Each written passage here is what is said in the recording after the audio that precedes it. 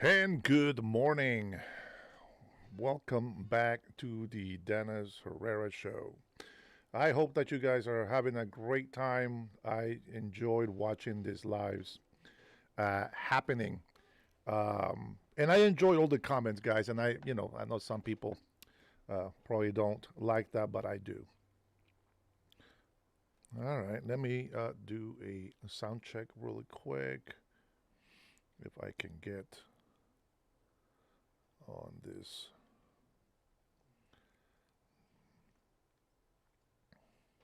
Get a sound check there.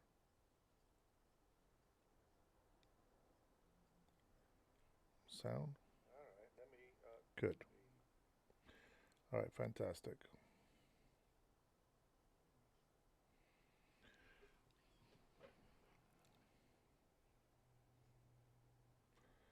Young man, YMCA, YMCA. Love it. I love it. My man, how you doing, brother? I know the only other like that I have in here is mine. Oh man, that was phenomenal, bro. That, my friend, was phenomenal. Man, I enjoy when haters come on to our show just to talk trash about us. I really do. But I think that a lot of times, it's not that they're bad people. I never want anybody to look at them as they're bad people because everybody's entitled to their opinion, regardless, of what we're really talking about here. So I want people to feel free to speak. The only thing I don't appreciate is when they're being disrespectful to other people. I don't want to block them. I don't want them to be banned or anything like that. I want people to be able to, express their opinion. But, hopefully people are being a little bit more mindful and more respectful. Mushroom says Trump, it's so unpopular. Even his fans don't want to support him anymore. Man says, look like golfing. Agree with you. You look relaxed yesterday, brother. You have no idea, man. You have no idea. I will tell you this, man. My lower back was hurting, but it's just so fun to get out there. I think that I had to remember that I am not 20s or my 30s or my early 40s. I need to realize that we're getting up there in age, but seeing President Trump getting out there, man. I mean, what's my excuse? I get it. He doesn't have the back problems that I do, probably, but the fact is that if I don't swing as hard as I used to in my young days, I can still have a nice, relaxing golf day. My wife supports that. She wants me to get out and golf more because she knows that it does relax me. So I like that. All right, we're going to go ahead and see if anybody joins us. I know that I have made two lives already. There is one more about the government shutdown, but as you know, and a lot of people don't know this, but whenever we do these lives, they normally have their music and whatever. That music is copyrighted. So if my videos go to 50,000 views or 100,000 views, it doesn't matter. Not to me because I don't get any benefit from it unless people do super chats, in those lives, which is not a big deal. But this kind of content, when I am actually talking, I will expect that it would be regulated. So that's kind of how where I am on that. A lot of people still talking about the Epstein files. I don't know what's up with these people, man. They always bring up the Epstein files for some reason, and I think that either people just don't want to see the truth, or they have been so lied to that they really don't know what the truth is. You know, every time that I go into a Democratic or a blue supporter, as I call them, it's always the same talking points. It's like you know, it, it's not like us, right? Like we can point out what the other side is doing, but we don't just point out what the other side is doing wrong. we are showing what we are doing right ourselves. And I think that's a big difference. Would you agree with me on that? Let me see. Need to talk about P. Diddy videos of Hollywood's ad rappers. No, Ro, that's not the talk. I don't care about that stuff. I don't care about that stuff. I really want to talk about things that will make our country better. Let me see what Trump has in the war room. YMCA, YMCA. Young man, young man. All right, let's see what's going on in the Trump room there, Mr. Trump.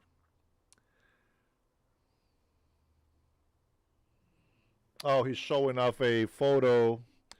Japan Prime Minister nominates Trump for the Nobel Peace Prize. Hmm.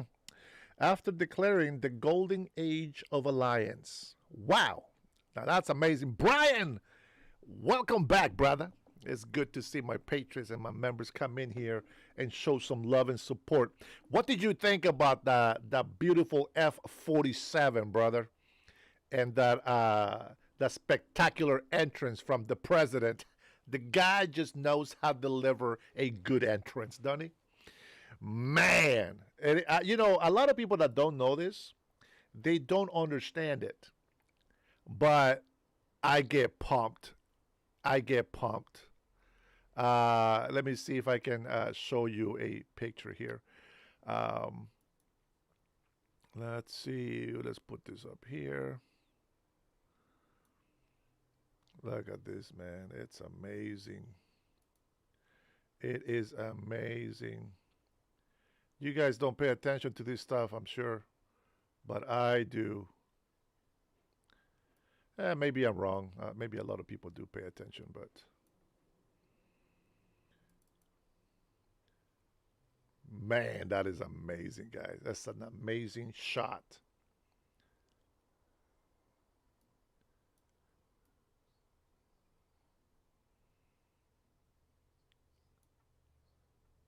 Check that out, guys.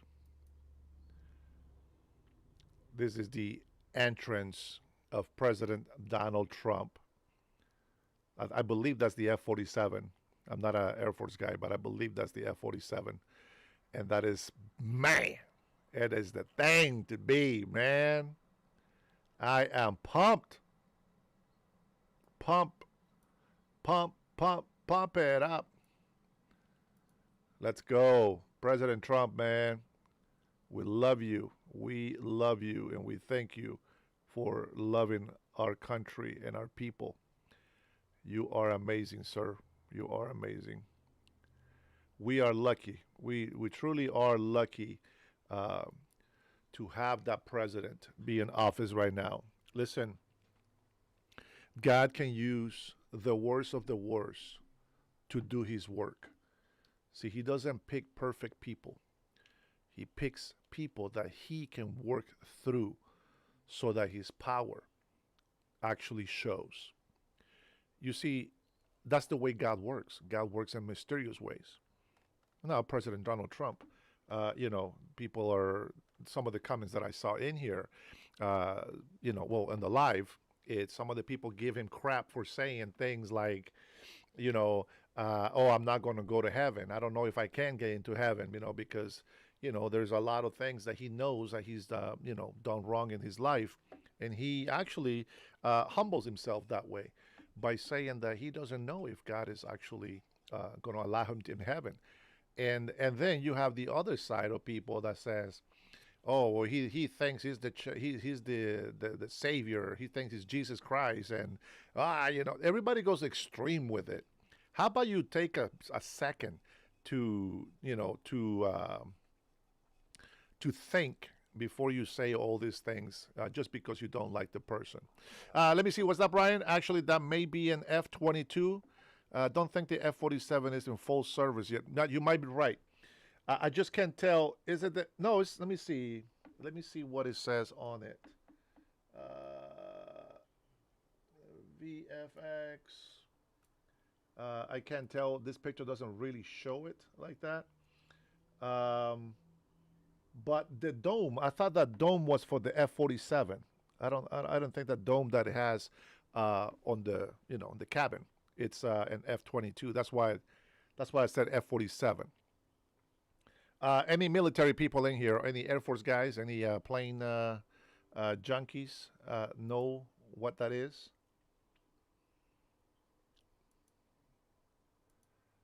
YMCA.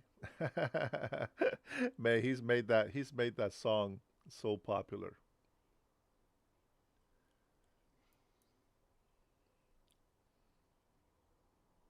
See, I'm going to show you this picture right here. I think this might be the F-22, but not the one that you were looking at.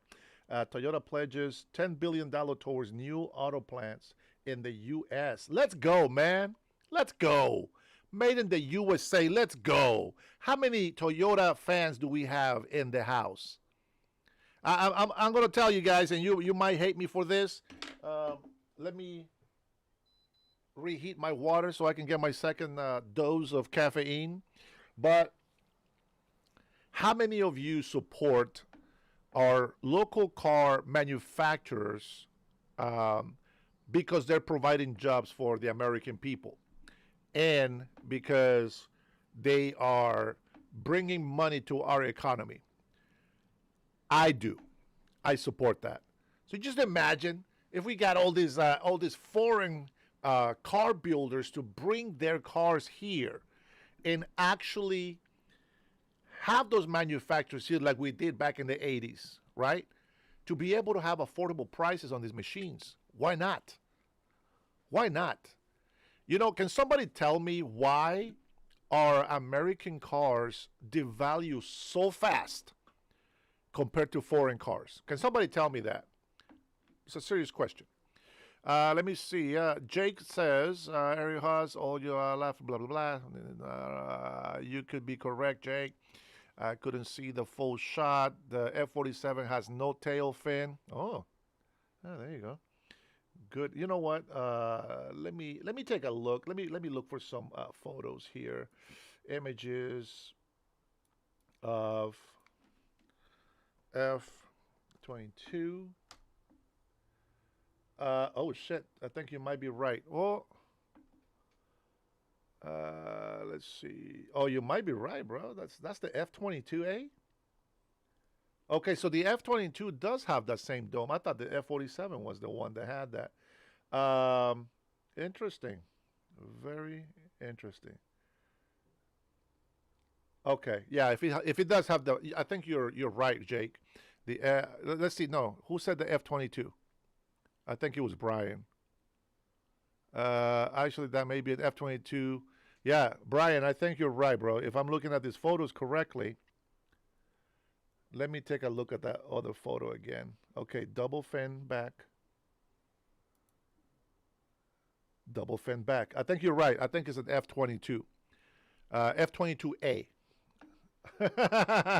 Look at us. We don't know shit about jets, but here we are talking about it. Yeah, that's a magnificent plane, man. It's a magnificent plane.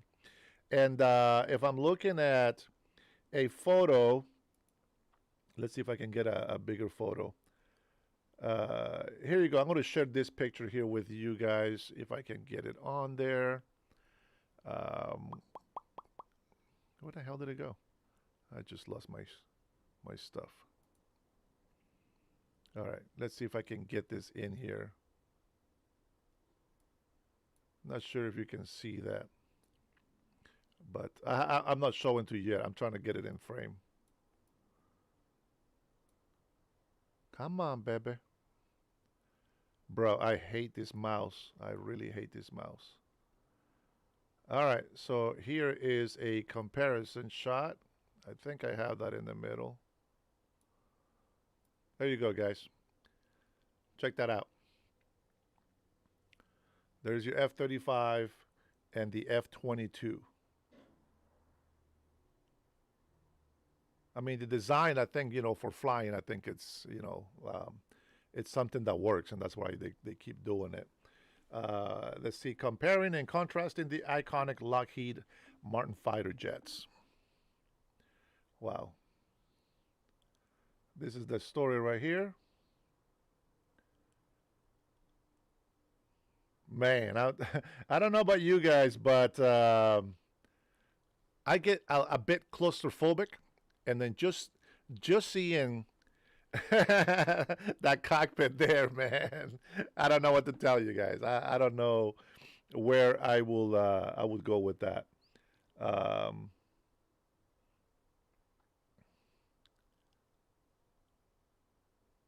that's just a beautiful, magnificent. That's the F-35 right here.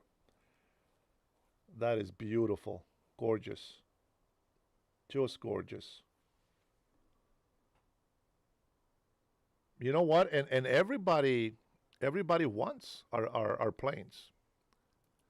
I think that we should be a little bit stingy and not share so much with of this technology with our allies. I never understood why.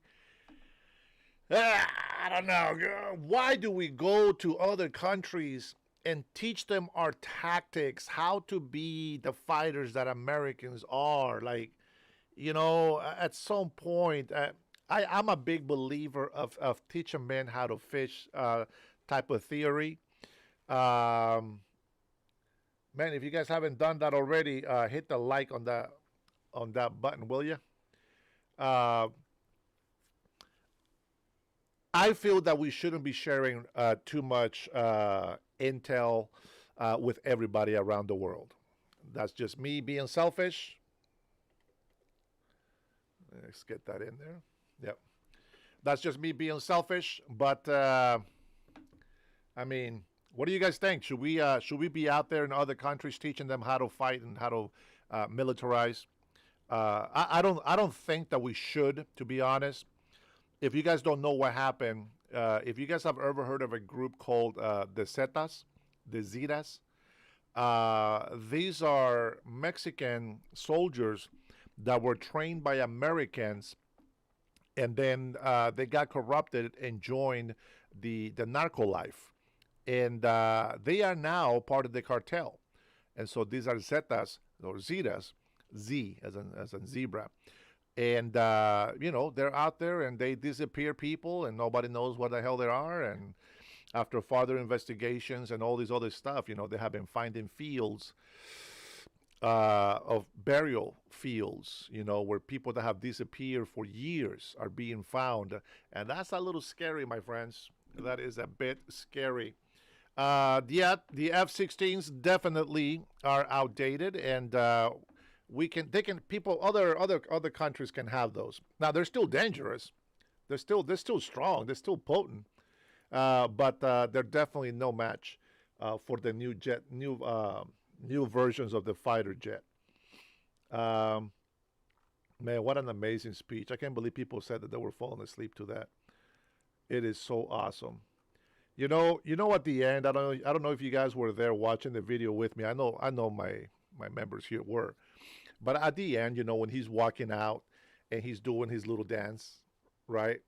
Everybody, do you look at the soldiers' faces? Like I look at the soldiers' faces, and these people are just excited. They're so excited.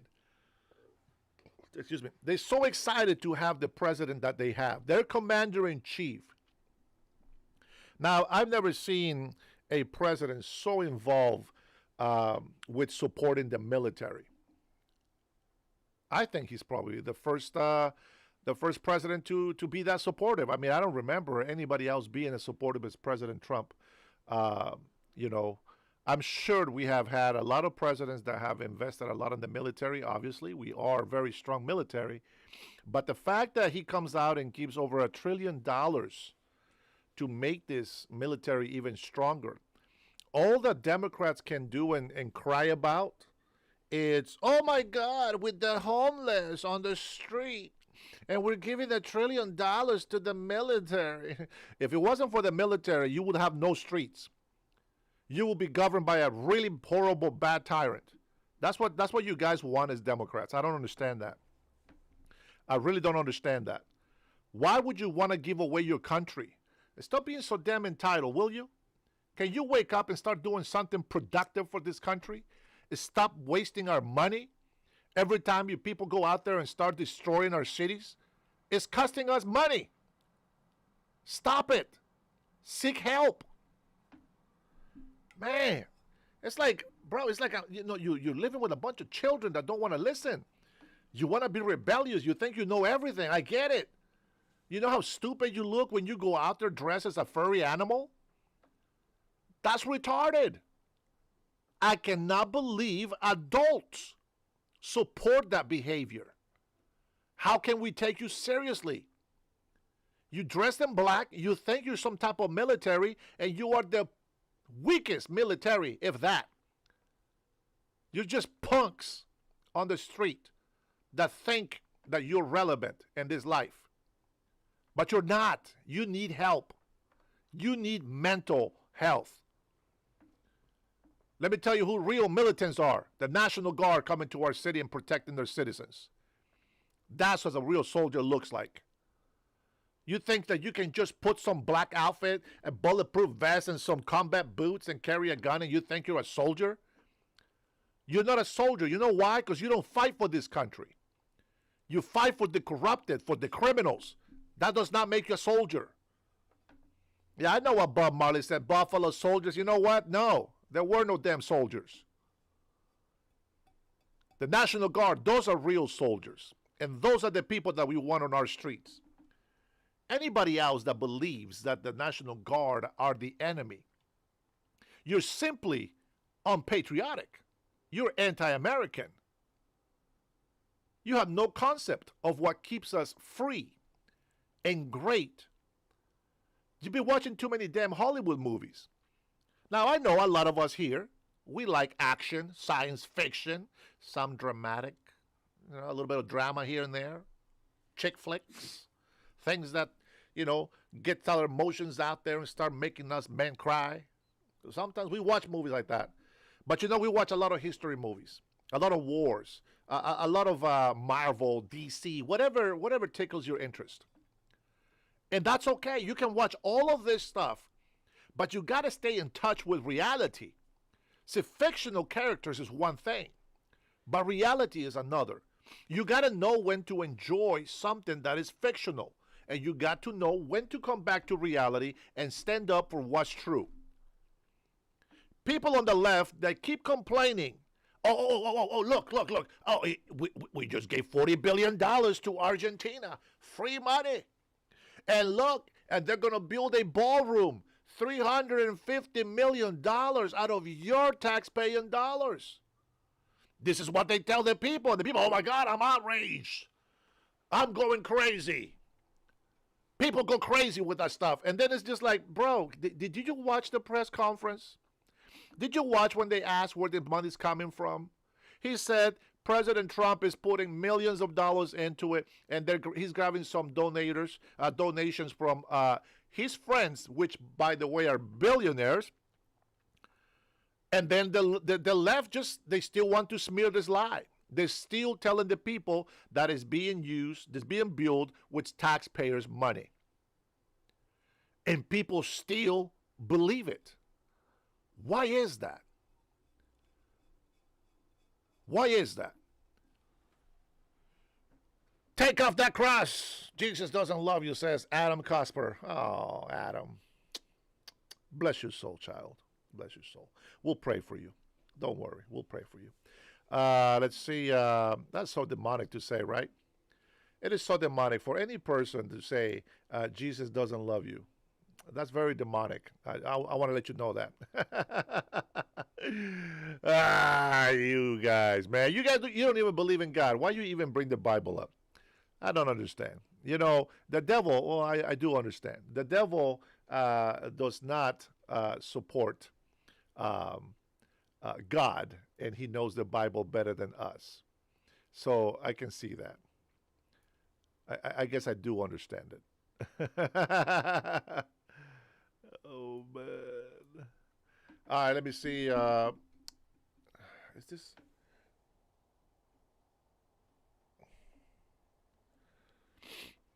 I hate that. It's too. I think my camera just moved down. Oh, well. Let me see. I'm gonna have to get some questions from you guys because what I'm gonna talk about is gonna be welfare and tariffs that people keep complaining about. Let me see. You don't know your Bible, maggot. Adam, go ahead. Ask me a question in the Bible. Anything you want. I'll give you a chance. Go ahead. You can Google your information. That's fine. Tell me what from the Bible we are doing wrong today, my friend.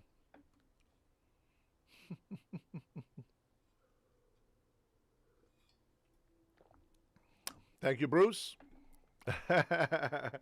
Man, you know, we're going to stream good information. I'm going to go ahead and stream. What was I just had it ready? What happened? Okay, this is my other. Give me a second here. I am going to scream. I mean, scream. I'm going to stream the whole Democrat government shutdown here in a bit. But I want you guys to go ahead and get going on this chat. Come on, where did Adam go? Oh, Adam. Go ahead. Adam says, you don't know your Bible, maggot. Let's go. Adam, here's your moment to shine. James, thanks for the jewels. Much love to you. I appreciate it when people show their love on here. B Rabbit says America is doing poorly. Only on blue cities and states, my friend. And that is the truth. Adam, everybody wants to know what do you know about the Bible that we don't? Let's go. You can do it. Did Adam leave? I think Adam just came in to make a negative comment and left. Come on, guys. It's fun to talk about the Bible. Give me something. Gone. Tell me how I am a bad Christian. Let's talk about it. Get all the illegal immigrants out of this country. Let's talk about it.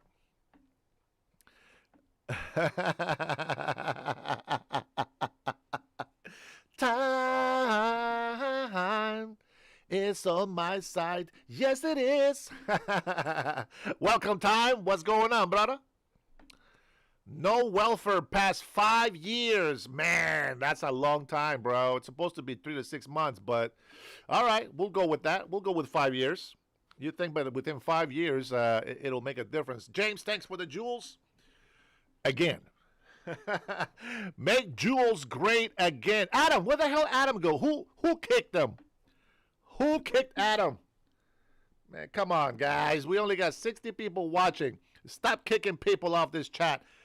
I want people to question me. Anybody? Jekats, welcome and good morning, and God bless you as well, my friend. Okay, here. I'm going to give you a disclaimer. I don't have scriptures memorized.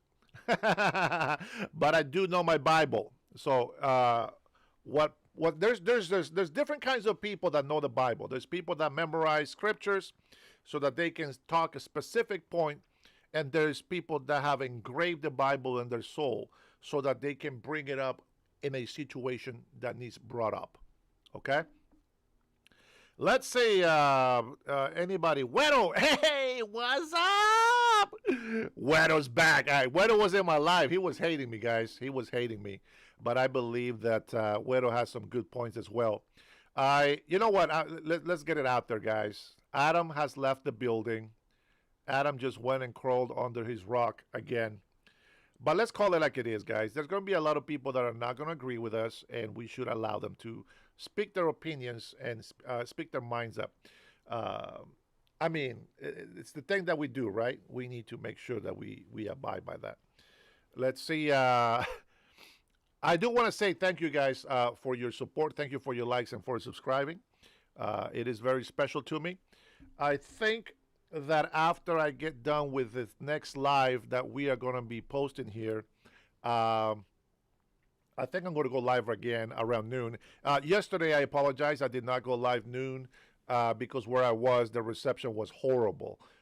So I couldn't get back on there and start chatting with you guys. Let me see. Man says 480 is crazy. 239 here. Man, I noticed that gas at Chevrons and other gas stations, like besides Costco and like Arco and stuff, Safeway, those gas stations are always more expensive. They're like normally like 60 or 70 cents more expensive. And some convenience stores actually charge a fee for running your credit card on those. So, you know, prices can, can vary up and down. There's always going to be people that are going to charge more. So at certain gas station, you'll probably be paying 30, 40 cents more than what you would in a different city. And a lot of it has to do because of low taxes. I mean, local taxes. That is the biggest thing on gasoline. So if you have to look at it this way, guys, if you go to Costco, right? Costco has memberships. These memberships is what makes Costco money and is what allows them to bring a little bit better price on bulk items. Okay, so number one, they're giving you a lot of product for a discounted price, but they're making up that on memberships. So what they're doing is it's not that they're making money on memberships, but they are assuring that they get the money that they need to stay in business. With that being said, they have gas stations, right, at Costco's. There is no convenience store at Costco. So your gas is going to be a lot cheaper because that is a very individual business part of Costco. If you go to Chevron, most likely they'll have a convenience store and they have to pay taxes on doing that sort of business. So they have a sales tax and then they have taxes on top of doing business tax, plus they have the gas tax. And so they have to make up a fraction of the money by upping the price for any transaction that they make. A lot of credit card transactions are not charged when they do debit or credit. Sometimes, depending on the store, they will charge you a fee for that transaction. So prices do vary depending on what kind of business, where the location of the gas station is, what is the tax prices. Like for example, I can tell you this, that here in Everett, our tax bracket is probably 9.8 or maybe over 10%.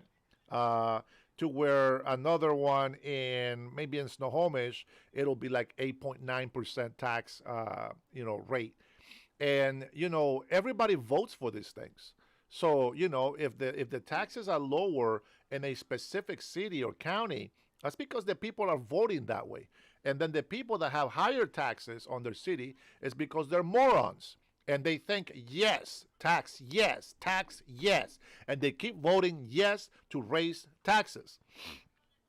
I'm against raising taxes. So when we're in office, we're going to go ahead and make some tax cuts for the American people. I know how much the leftists hate that word tax cuts.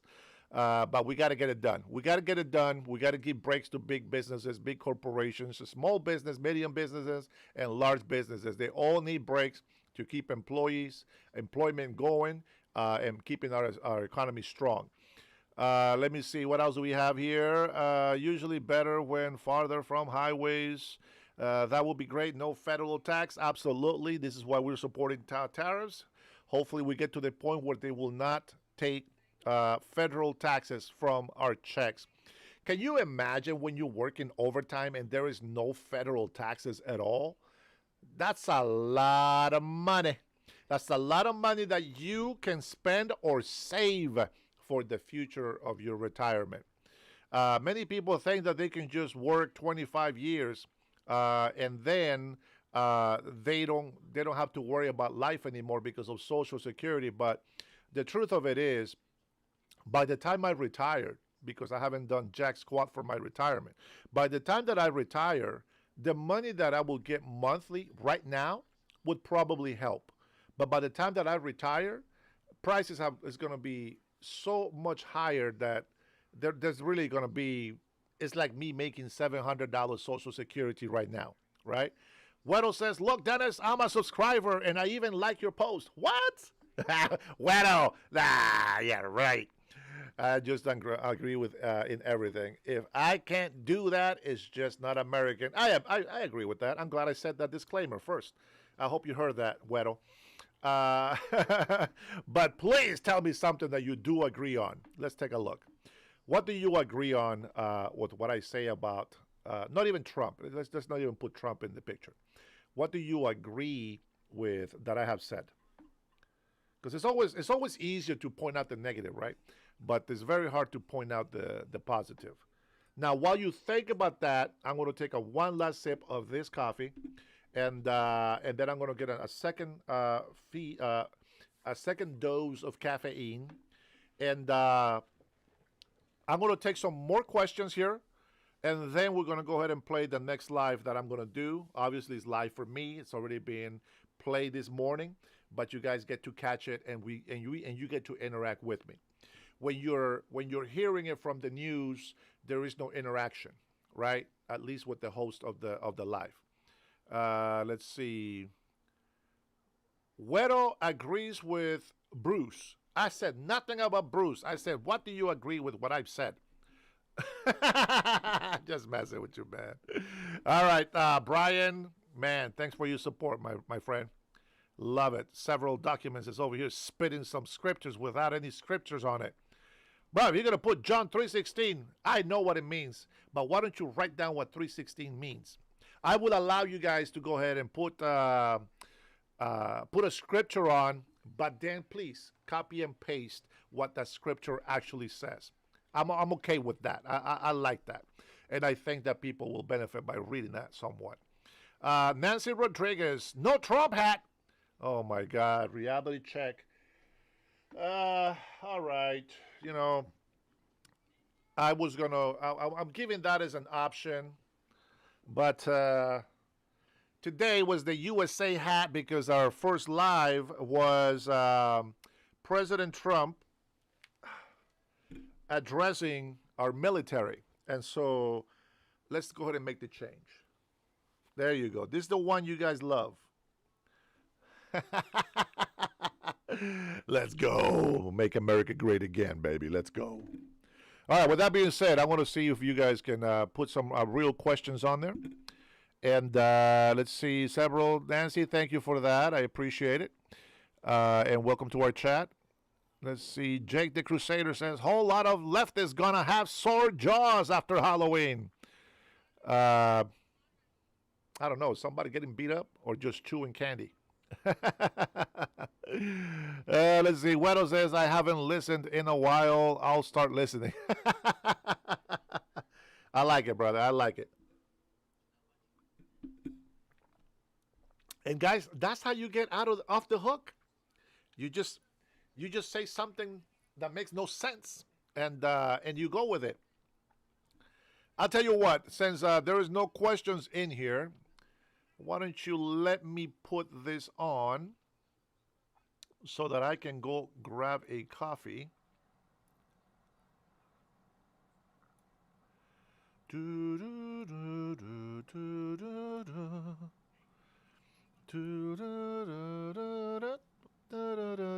right, guys. Here you go. I'm going to leave you with this here. Let me grab some more coffee. I will be reading your comments. So I hope that you guys give me some real. I want you to pay attention, please, to this live. And that I want you to go ahead and write down some questions that you have about what you hear and what you see. And let's talk about it. All right? So here we go.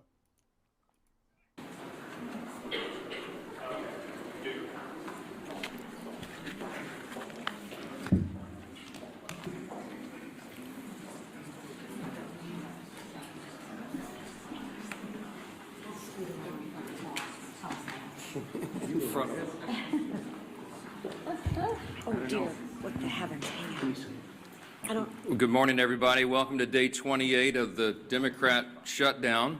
We're almost a month into this, and we wanted to highlight a couple of things and a few members this morning. There are some very important developments. But before we get to all that, one of the things that we wanted to note is that really it's painfully obvious to everyone the true motivation of the Democrats' historic obstruction has now become very clear for everyone.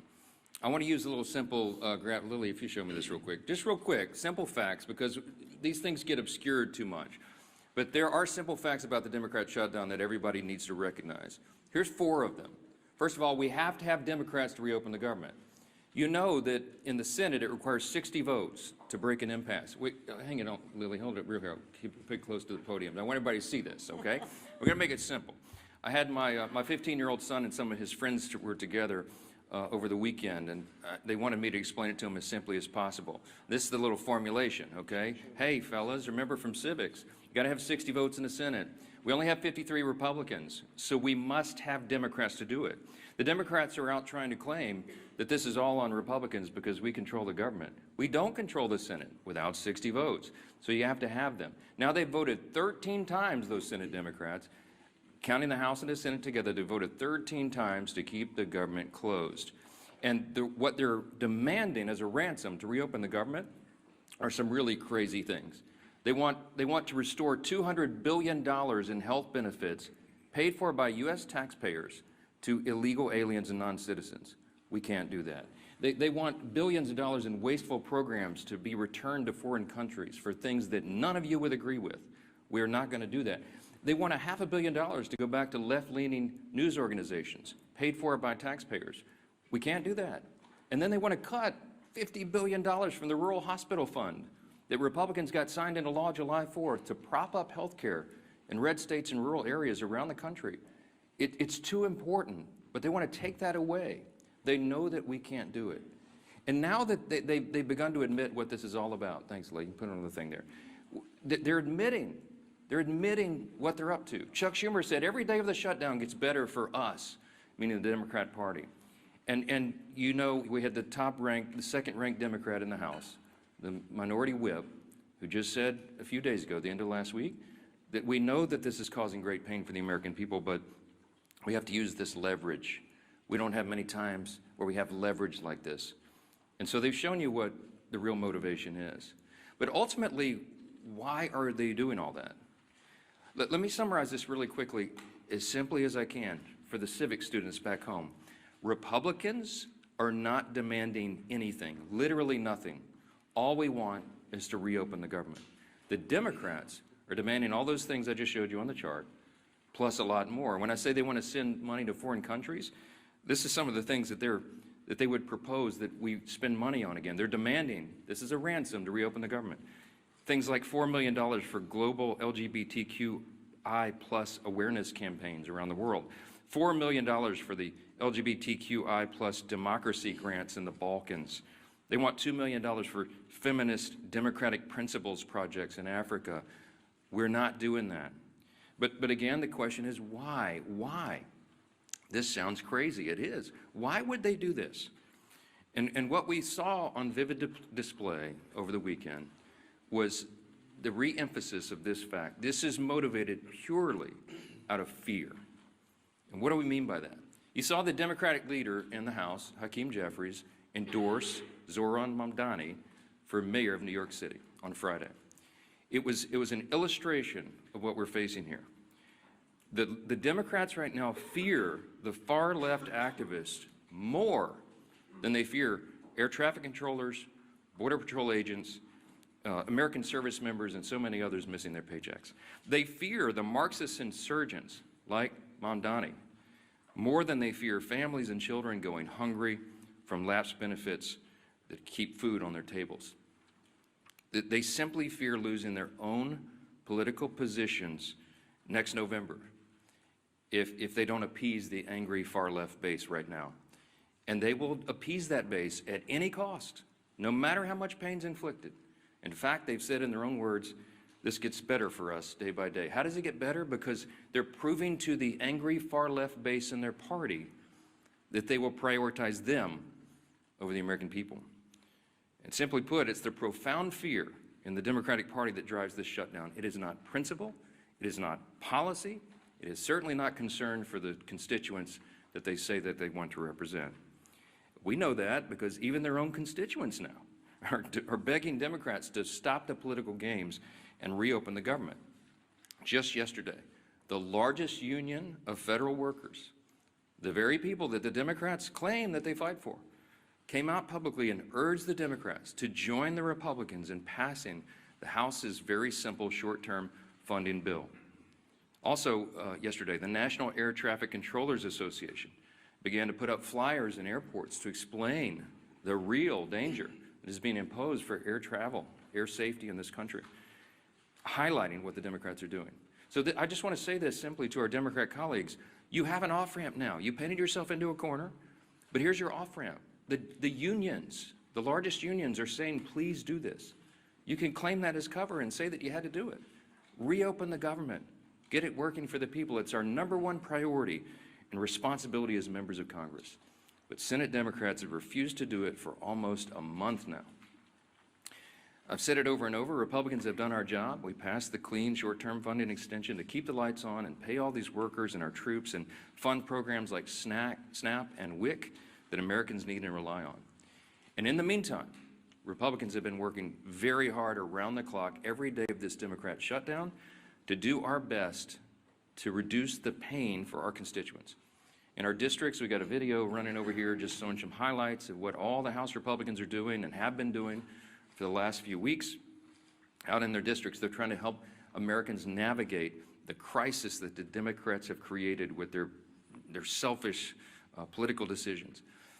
Here's a few more examples this morning we wanted to highlight. In Montana, Congressman Troy Downing, these are all Republicans doing work back home. He's met directly with his TSA officers and air traffic controllers who continue to show up to work while Democrats keep the government closed. In New York, Congresswoman Nicole Maliotakis has been working around the clock, hand in hand, for example, with her local national park officials to organize community cleanups and maintain our public lands, doing the work Democrats left behind as park rangers and visitors' staff remain furloughed under their shutdown. In Sullivan County, Indiana, and down in South Texas, you have Congressman Mark Messmer and Brian Babin.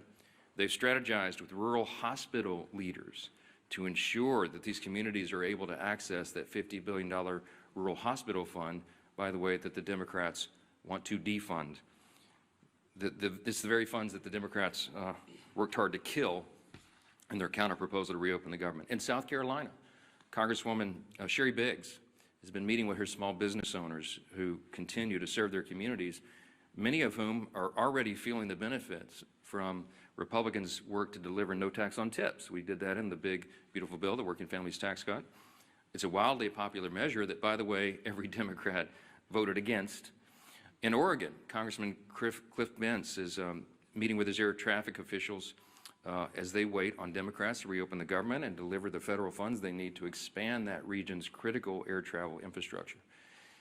And here in Washington, the work has gone on in earnest as well. People keep commenting to me, you look so tired on TV. I am so tired because we're not sleeping a lot. We're working overtime.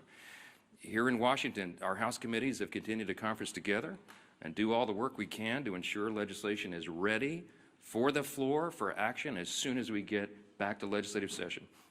The House also continues to carry out its essential oversight duties.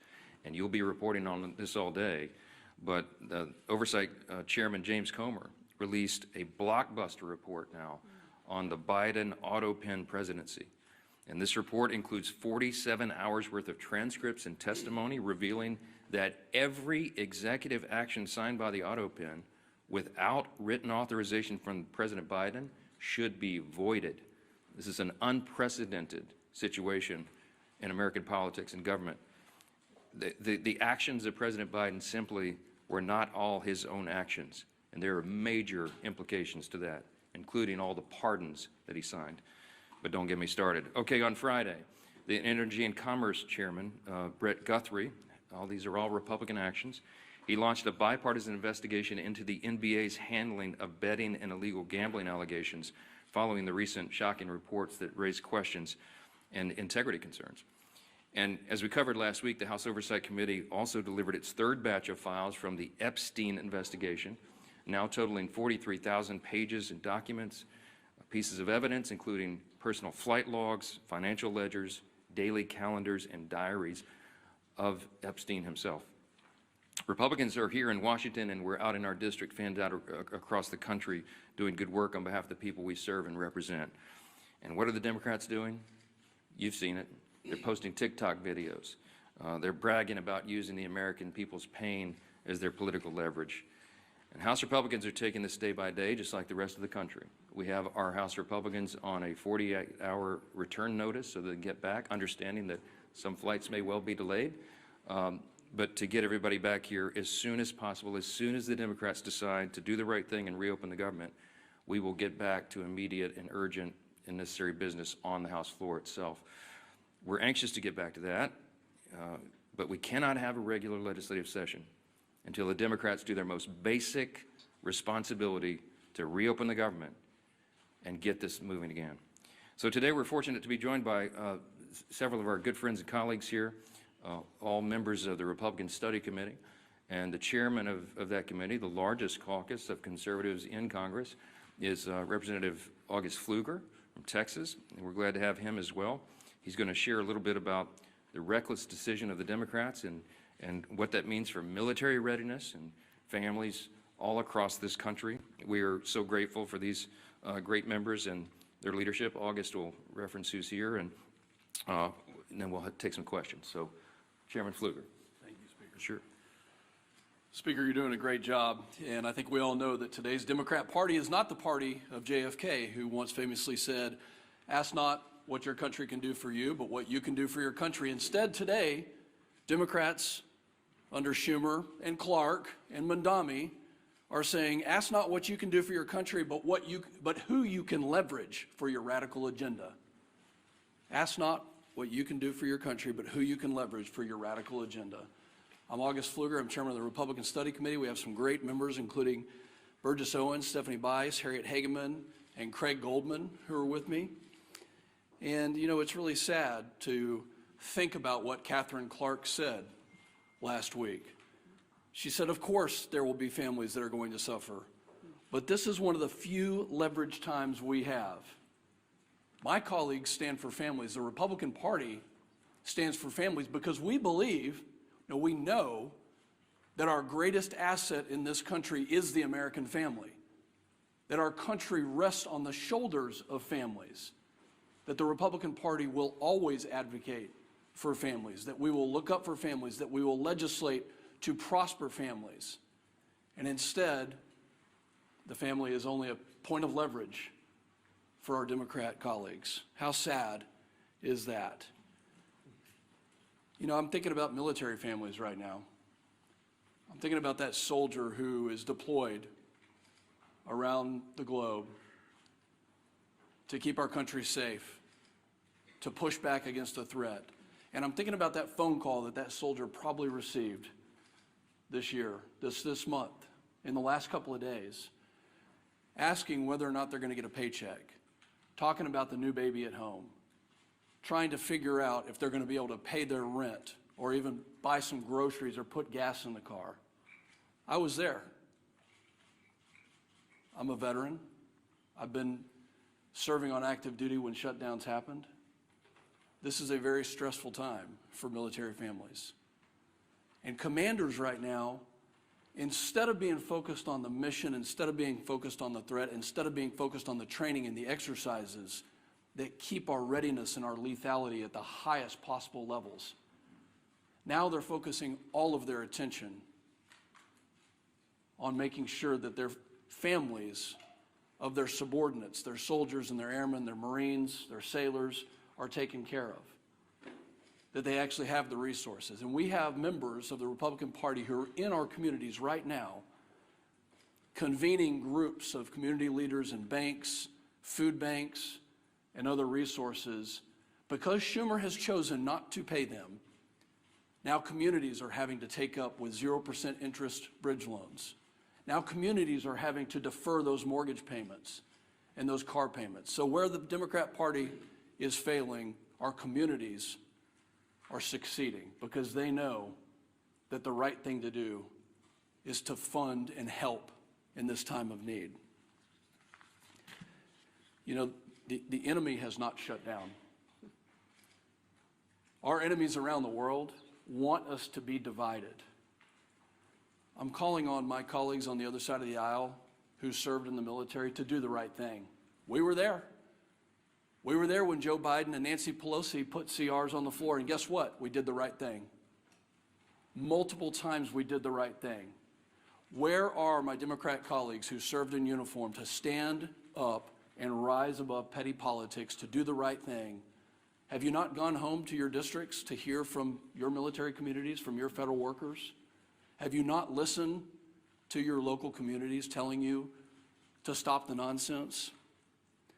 No. You know what? They're not there. They're in New York City campaigning for Mondami. Maybe they've orchestrated this so that they had the time to go campaign for an outright socialist. Maybe this was orchestrated so they could go do that. No, this isn't the party of JFK anymore. This is the party of Schumer and Mondami, the party that bows to the radical left. I hope that everybody can see the split screen of what's happening in this country.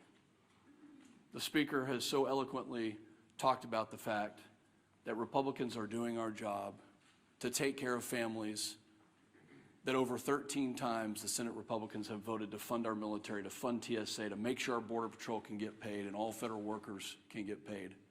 And Democrats continue to obstruct. I hope you can see the dichotomy between the two sides here. And I'm calling on Democrat members, especially those who served in the military, to do the right thing and to stop the nonsense. With that, I hand it over to my good friend, our leader, Mr. Steve Scalise. Thank you, Chairman Pfluger. Thank you for your service to our country, especially to all those men and women who are currently serving our nation, whether it be in the military, federal employees that are still working, showing up on their job, but because of Chuck Schumer and Democrats who have bowed to the socialist radicals in their party, those federal workers are not getting paid. We've talked up here for weeks now about some of those hardships, how it's going to affect people, and ultimately now how it is affecting people. Those impacts are now being felt. It's not hypothetical anymore. It's not some memo from a department laying out what might happen. We're starting to hear those stories. You can see, and our conference chair, Lisa McClain, has done a really good job of compiling a lot of the work that's being done by many of our colleagues. One of the reasons we're not meeting in session is because the Democrats shut down the government, but also because of that shutdown, our members are now busy in their districts mopping up a lot of the mess created by those Democrats because of the shutdown, the hardships it's created on families. And those are real hardships, and I applaud my colleagues who are in their districts trying to figure out ways to help people during this difficult time, working with food banks to get food to people who are missing SNAP benefits, WIC payments, military members who are not getting paid, but they're overseas, as Chairman Pfluger talked about. While their family's still here, those babies still have needs, and yet the paycheck's not coming in. Those bills are still due. And Democrats think this is some kind of game. Speakers talked about this over and over again, but what has their reaction been? Not figuring out a solution to get out of it, an off-ramp. It's doing stupid TikTok videos, making fun of this situation, thinking that the American people are leverage in their game to get some kind of unachievable goal, $1.5 trillion in new spending, $200 billion in taxpayer benefits for illegals, gutting $50 billion out of a health care fund for rural hospitals. And again, they try to claim it's about something else. Maybe it's about health care. Well, if it was about health care, they wouldn't be gutting $50 billion out of the rural health care fund. They wouldn't have fought, by the way, on the Senate floor months ago to remove a provision, the cost-sharing ratios, that would have lowered premiums on families by 11%. It was in our bill. We voted for it, passed out of the House. Democrats are still to this day bragging that they removed that provision from the bill that would have lowered premiums, health insurance premiums on families by 11%. And they want to talk about health care? Give me a break. Look at what they've done. They've wrecked the health care system. They fought to raise premiums on families. Democrats have over and over again, and now they're imposing real pain on American families with this shutdown. We've got some new numbers that have come in, and these are not good numbers, unfortunately. Reuters reported more than 2,700 flight delayed nationwide on Monday, and more than 8,600 flight delays just Sunday. 8,600 flight delays. Think of how many families were impacted. Every flight, well over 100 people on each one of those 8,600 flights that were delayed, all because Chuck Schumer and radical Democrats want to use American people as leverage. A Democrat aide said they won't concede short of, quote, planes falling out of the sky. Who are these people? Didn't they once care about this great nation and making it better? And now they think if a plane falls out of the sky, that's their leverage? For what? Goodness. Chuck Schumer, quote, every day gets better for us. Who is us? Because I can tell you who them are. The American people are sick and tired of Chuck Schumer and his friends thinking it's a better day for him when they are feeling more pain. Senator Coons, quote, the point of this shutdown is not just suffering for suffering's sake, but to make a point, as if suffering of the American people is not enough. We've heard, of course, over and over again, Catherine Clark, shutdowns are terrible. Of course, there will be families that are going to suffer, but it is one of the few leverage times we have. They keep saying over and over again, they know American people are suffering. They don't care. They want leverage for themselves. They want to show off to their radical socialist base.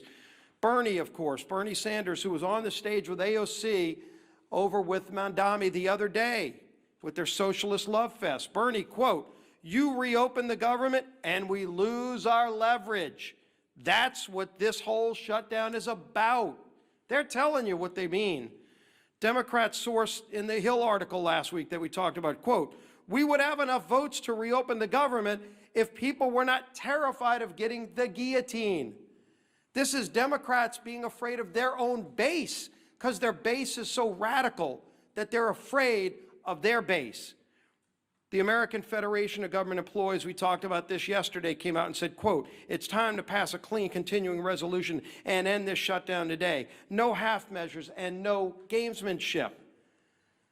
Rep. Amelia Sykes said, quote, we know that people are going to suffer if we don't open the government. People will go hungry. Well, she knows it. She's causing that hunger, but let's put a point on this. In an ABC article regarding the 42 million Americans that are going to lose SNAP benefits next week, Joel Berg, who's the CEO of the nonprofit Hunger Free America, said this, quote, we are going to see the greatest hunger crisis since the Great Depression. And that's not hyperbole, that's just true. The greatest hunger crisis since the Great Depression, when 42 million people lose their SNAP benefits this weekend. What are these Democrats waiting for? This is not a game.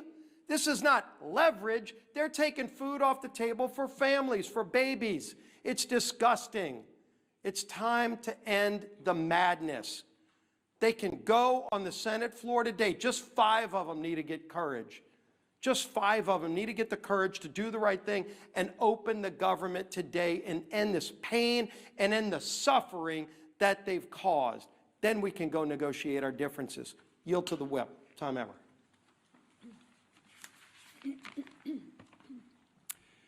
As has been mentioned, yesterday the largest federal workers union in the country, it represents 820,000 federal workers, released a statement calling on Democrats to stop playing political games, pass our clean CR, and reopen the government. What was Chuck Schumer's response?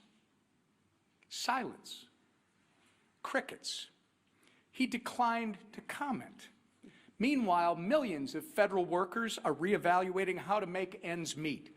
Air traffic controllers missed their first full paycheck today. Some are turning to food banks, as we've discussed, in order to feed their families.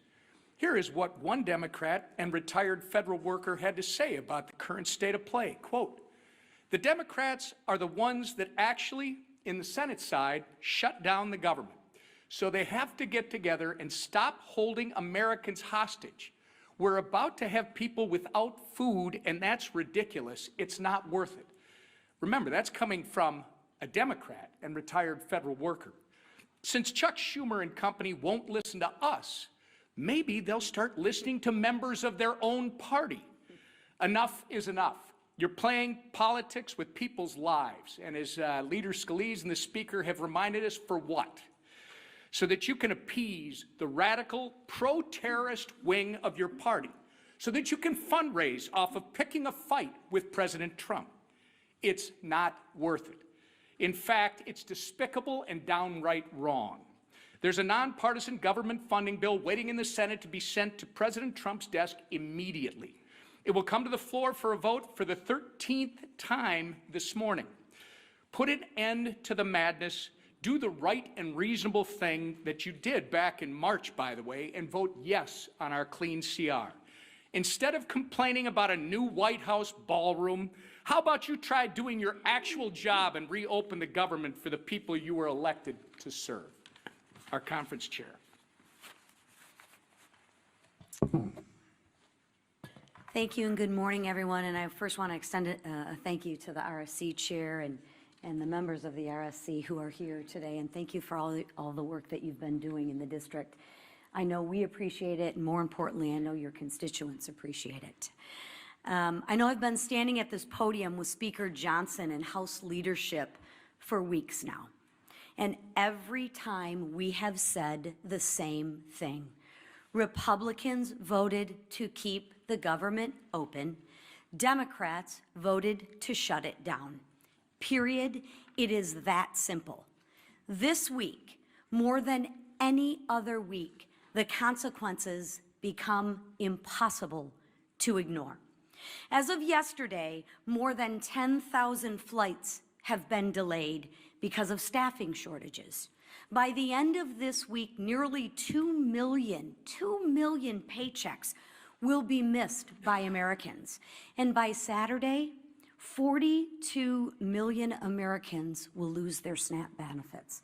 Let that sink in.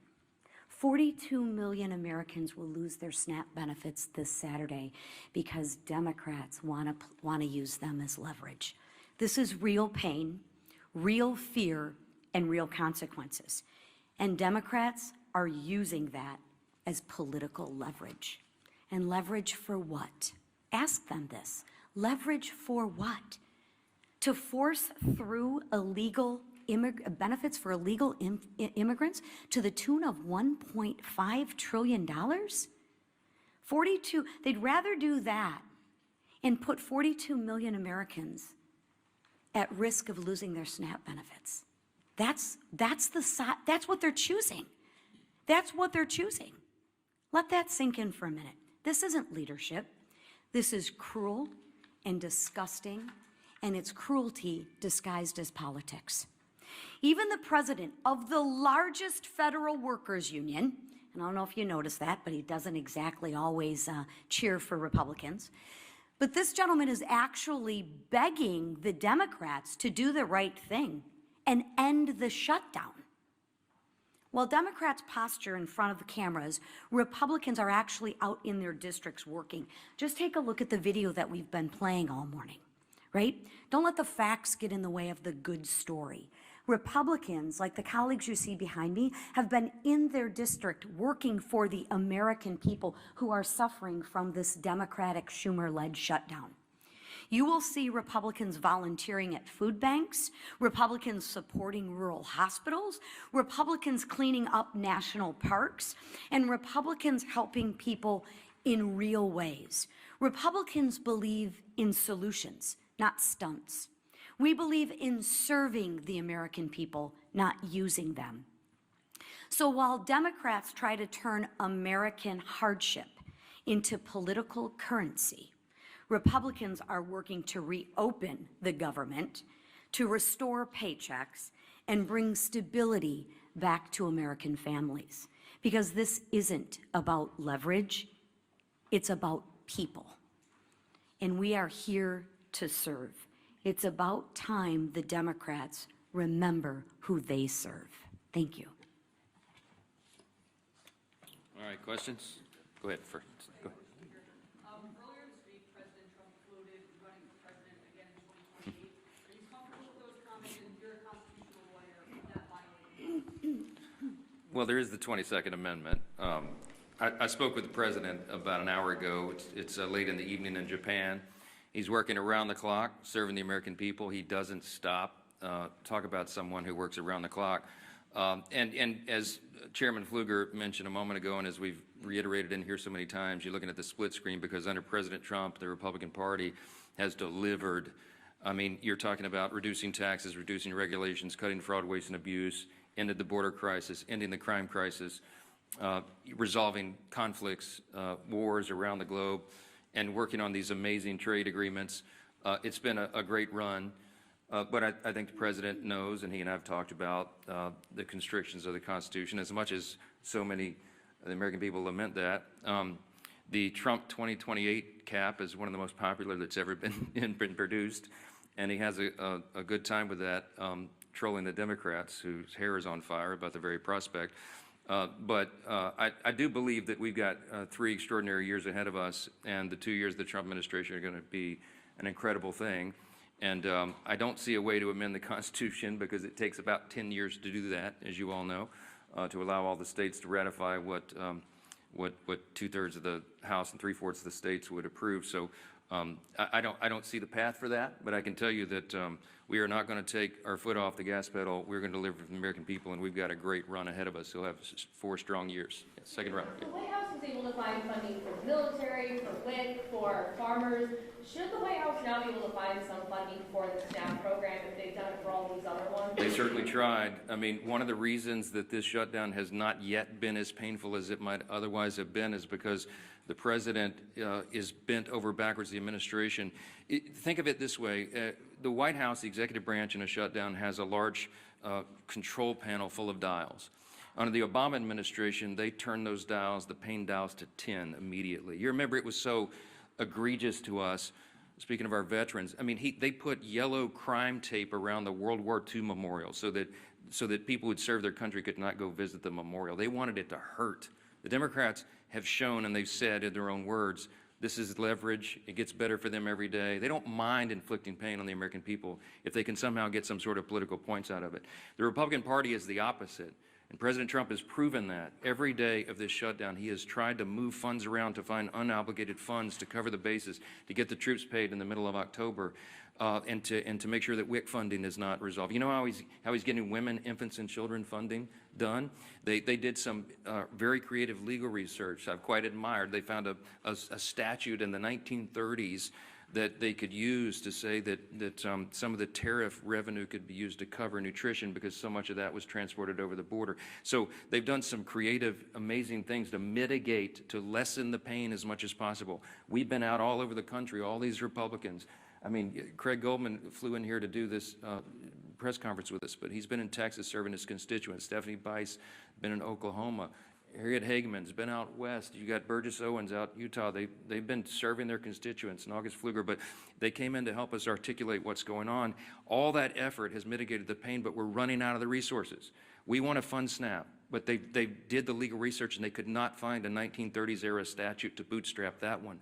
The contingency fund was approved by Congress. And when the Democrats voted against the CR, they voted against the ability of us to use that money. And so 42 million people are going to suffer because they're playing political games. There's nothing, the White House has run out of it. They have all the pain dials turned back to just a 0 or a 1 as best they can. But when you're out of resources, they go all the way up. And it's out of their hands, it's out of our hands, and that's why we're so frustrated. You don't see the happy warrior Steve Scalise pound the podium very often. But we're angry about this. We're frustrated. We should be, because it's wrong for the people, and all of you should be angry about it as well. And I know many of you are. Yeah, Ray. What's your reaction to yesterday's purge of senior ICE officials from field offices around the country? Are you worried that that's going to result in less experienced leadership at ICE? And again, when is it time for Congress to do some oversight? I don't know any of the details of that yet. I just heard about that literally. I was walking in, so I'm not going to comment on it until I find out the details. I know some of these things get misportrayed. Yeah, back row. Yeah. On the Auto 10 investigation and the Oversight Committee's report that was released this morning, some Senate Republicans have suggested that perhaps there isn't a legal avenue to void the pardons that were signed by by the auto pen and these executive authorities. Do you think that there is a legal avenue? That's what the investigation concluded, that any of those executive actions that were signed by the auto pen under the Biden administration should be void. Do you think that's possible? Nothing this incredible and insane has happened before. This was not something that the forefathers anticipated. It's unprecedented. There is no legal precedent because no previous president had an auto pen or had the audacity to have people signing things on their behalf when they didn't even know what was in it. And so we're in uncharted waters as a nation. As we say up here all the time, we're so tired of making history. I just want normal times, normal Congress again. But the Biden administration was unprecedented in so many ways, and the president was checked out of his job for quite some time, and everybody knows it. And there was a cover-up. The people around him who were they would give him scripts to follow. They would point him literally in the direction, stand here, sir, wave like this. And he didn't know what he was signing. So there's all sorts of just incredible implications. It sounds like a terrible novel or something, but this is reality. And so the pardons, for example, he pardoned categories of violent criminals and turned them loose on the streets. And he didn't even know he didn't even know what the categories were, apparently, much less the individual people that he pardoned. They're invalid on their face. I mean, I used to be a constitutional law litigator. I would love to take this case and go into the courts and make that law to set the precedent. You can't allow a president to check out and have unelected, unaccountable, faceless people making massive decisions for the country. Think of the executive orders that were signed with the auto pen. When he paused LNG exports, liquefied natural gas, to our European allies around the world, I confronted him about it, by the way, the one meeting they allowed me to have with him as Speaker in the Oval. And he looked at me as if it hadn't happened, and he said, I didn't do that. And it occurred to me, he wasn't lying. He honestly didn't know. Do you know what the implications of pausing LNG exports were around the world? It made all of our European allies had to buy their natural gas from Vladimir Putin, which fueled his war machine, to go, conduct his war on Ukraine. It destabilized our energy sector, and it had us step back 3 or 4 steps of energy dominance around the world. Thankfully, we're back now because we have a commander-in-chief who's fully in command and understands the necessity, energy policy being national security policy. I could go on and on and on in every category. Huge implications. What does it mean for us? How do you unwind it? I don't know. But it will be determined in the courts ultimately. And these are unprecedented cases of first impression, as we say, because it's never been tested before. But man, is it dangerous stuff. Front row. Because you win the boot game today. Go ahead. Norman, Your Honor. I'm curious, you guys, a lot of you are talking about the government unions demanding that Democrats reopen the government at this point. Do you think that is building on President Trump's gains with labor unions for the 2024 election? Do you think that this is a sign of a different relationship between House and Senate Republicans and federal government employees? Do you welcome these people in your tent? As Trump claims that these are not traditional allies of yours in a lot of President Trump and the Republican Party achieved some very important historic things in the last election cycle. We had a true demographic shift in the election. We had a record number of Hispanic and Latino voters, for example, who came into the Republican Party, record number of African-American black voters, Jewish voters, union workers, young people, demographics that had not traditionally in recent years been with the Republican Party in large numbers, and they came to us not reluctantly, but with hopeful anticipation. Why? Because they wanted a return to common sense, and they saw what the other party had done to them with their terrible policies and their terrible ideas and the radical, woke, Marxist, progressive agenda, and they realized it didn't work for them. So they came to us and they said, can you do better? Well, we did. We have. And we passed the one big beautiful bill, the Working Families Tax Cut, and all of our legislation and everything the president's done with executive orders, fulfilling his promises, are codifying those things and doing the rest of our legislative agenda, which is being held up right now because of this. We're delivering for those people. So it is not a surprise to me that union workers would come enthusiastically supporting common sense. What we're asking for here is common sense. They're supporting the party. They're supporting the president because they know who's working for the American people and who is not. Who is causing and inflicting pain on the American people. The contrast has never been more clear. We say all the time, this is not your father's Democratic Party. I grew up in Louisiana. When I was a kid, I didn't even know a Republican. Literally, like everybody was Democrat. And, the Southern Democrats, conservative Democrats down in Louisiana. That party doesn't exist anymore. My grandfather would not recognize what this party has become. He would clearly, they'd all be Republicans because the Republicans stand on the side of common sense and working families. hardworking, middle-class, lower-class earners in the country. We drafted the Working Families Tax Cut to be geared for them, to help them. And we infused the legislation with all this pro-growth policies so that all boats will rise.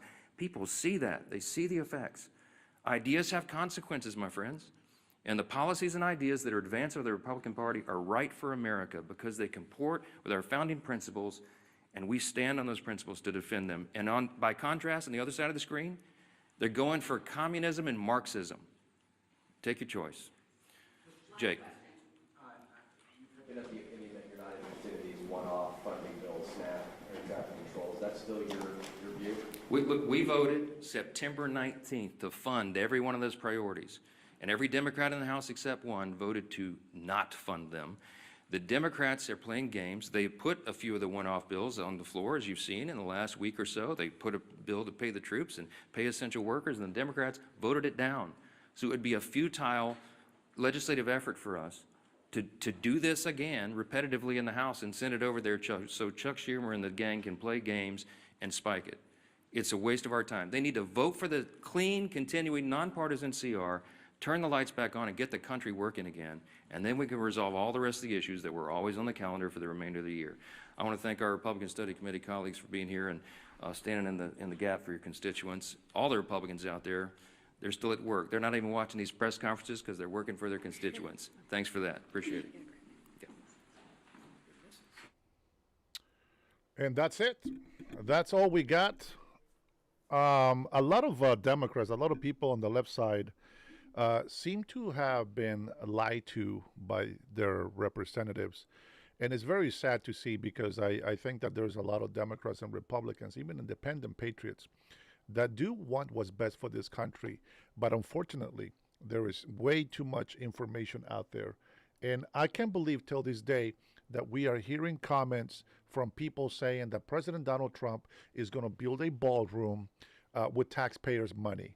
I'm not really sure how many times we have to look into that to prove that those are just lies that people tell. So I really don't know why people are still talking about that. I understand if you don't like the man. I understand if you think that Orange Man is bad. Absolutely, 100%. You can say that. That's fine. But the fact is that you cannot hide the truth and you cannot deny the facts. You know, while these Democrat congressmen are out here not working for the people, they are out there still getting paid. They believe that it's okay to sacrifice Americans' well-being over their own agenda, and I don't like that, guys. I really think that that we need to do something about it. I am not sure why people support that type of mentality. I know that I wouldn't.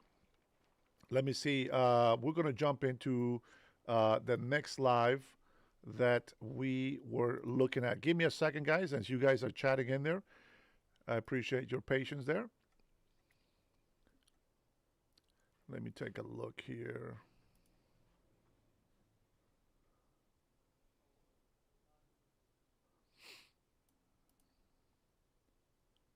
There we go.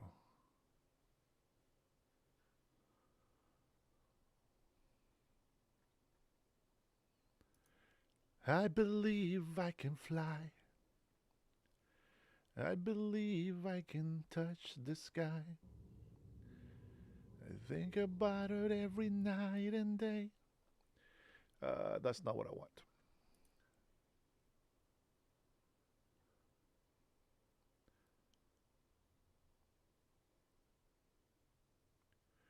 And let's see if Live Now has it.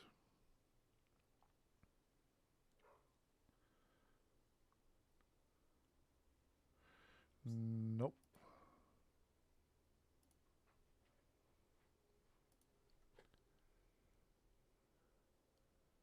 All right, let's see. There's going to be another live coming here very soon, it looks like. And we're going to keep an eye on that. Let's see. I wanted to show you guys something else.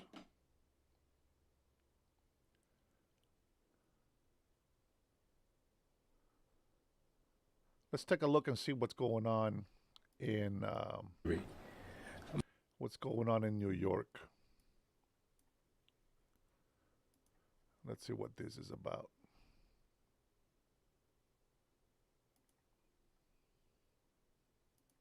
My name is Bishop Gerald Seabrooks. I'm the president of the United Clergy worldwide. We have over 150 organizations and churches that we're involved with in the tri-state area. And we've gathered here today to lend our support to the Honorable Governor Andrew Cuomo. We're asking that you get out and vote early. But we need a person of wisdom, we need a person of leadership, and a person of experience. That is why we've gathered here, to draw support to this honorable man, and we want to see him be the next mayor of the city of New York. At this time, we're going to have Bishop Albert Jameson come. We're also asking all of gospel music musicians and singers to come together. I am over the Gospel Music Workshop of America, the largest music convention that there is. We're asking you, get out. We're asking you. We stand with our governor. We thank God for him, and we praise God that he is here, and we're pushing all musicians. 2 weeks, we want to get out and vote for him to let the world know. His record is that they talk about what he didn't do, but let's talk about what he did do. Right. Up and down Fulton Street. True. So he was there. And so we're saying to you, please get out and vote. All of the singers, musicians, God bless you. Thank you. Bishop Figueroa, you're next. Thank you. My name is Bishop Eric Figueroa, and I too am a part of the United Clergy Coalition with Bishop Seabrooks and Bishop Jameson. And I come representing those 150 organizations and thousands of members. And we throw our endorsement, our vote, our voice behind the Honorable Governor Cuomo, because we believe that he is the man for the job in the greatest city in the world, in the greatest state in the world, that requires a person of vision and leadership, experience, foresight, and insight. We're asking all of our members to rally. The polls are open from today straight on through, so you can go any day and early vote. But be sure when you vote for the Honorable Andrew Cuomo. Thank you. Thank you very much, and good morning to all of you. To Bishop Seabrook, to Bishop Jameson, to Archbishop Figueroa, thank you so much for your assistance. Thank you for the support of the United Clergy Coalition, 150 organizations. Your power, your strength, your breath is going to be significant help in this campaign. Early voting starts today. Campaign gets serious today. New Yorkers start to focus. I brought in 2 new strategic advisors into the campaign. They're here today. We have Cara Kennedy Cuomo and Michaela Kennedy Cuomo. They are high-priced talent, but they are worth what I pay for most days, but they are high-priced talent. That I can promise you, but it's good to have them with me in the final stretch. I want to thank the ministers for their partnership.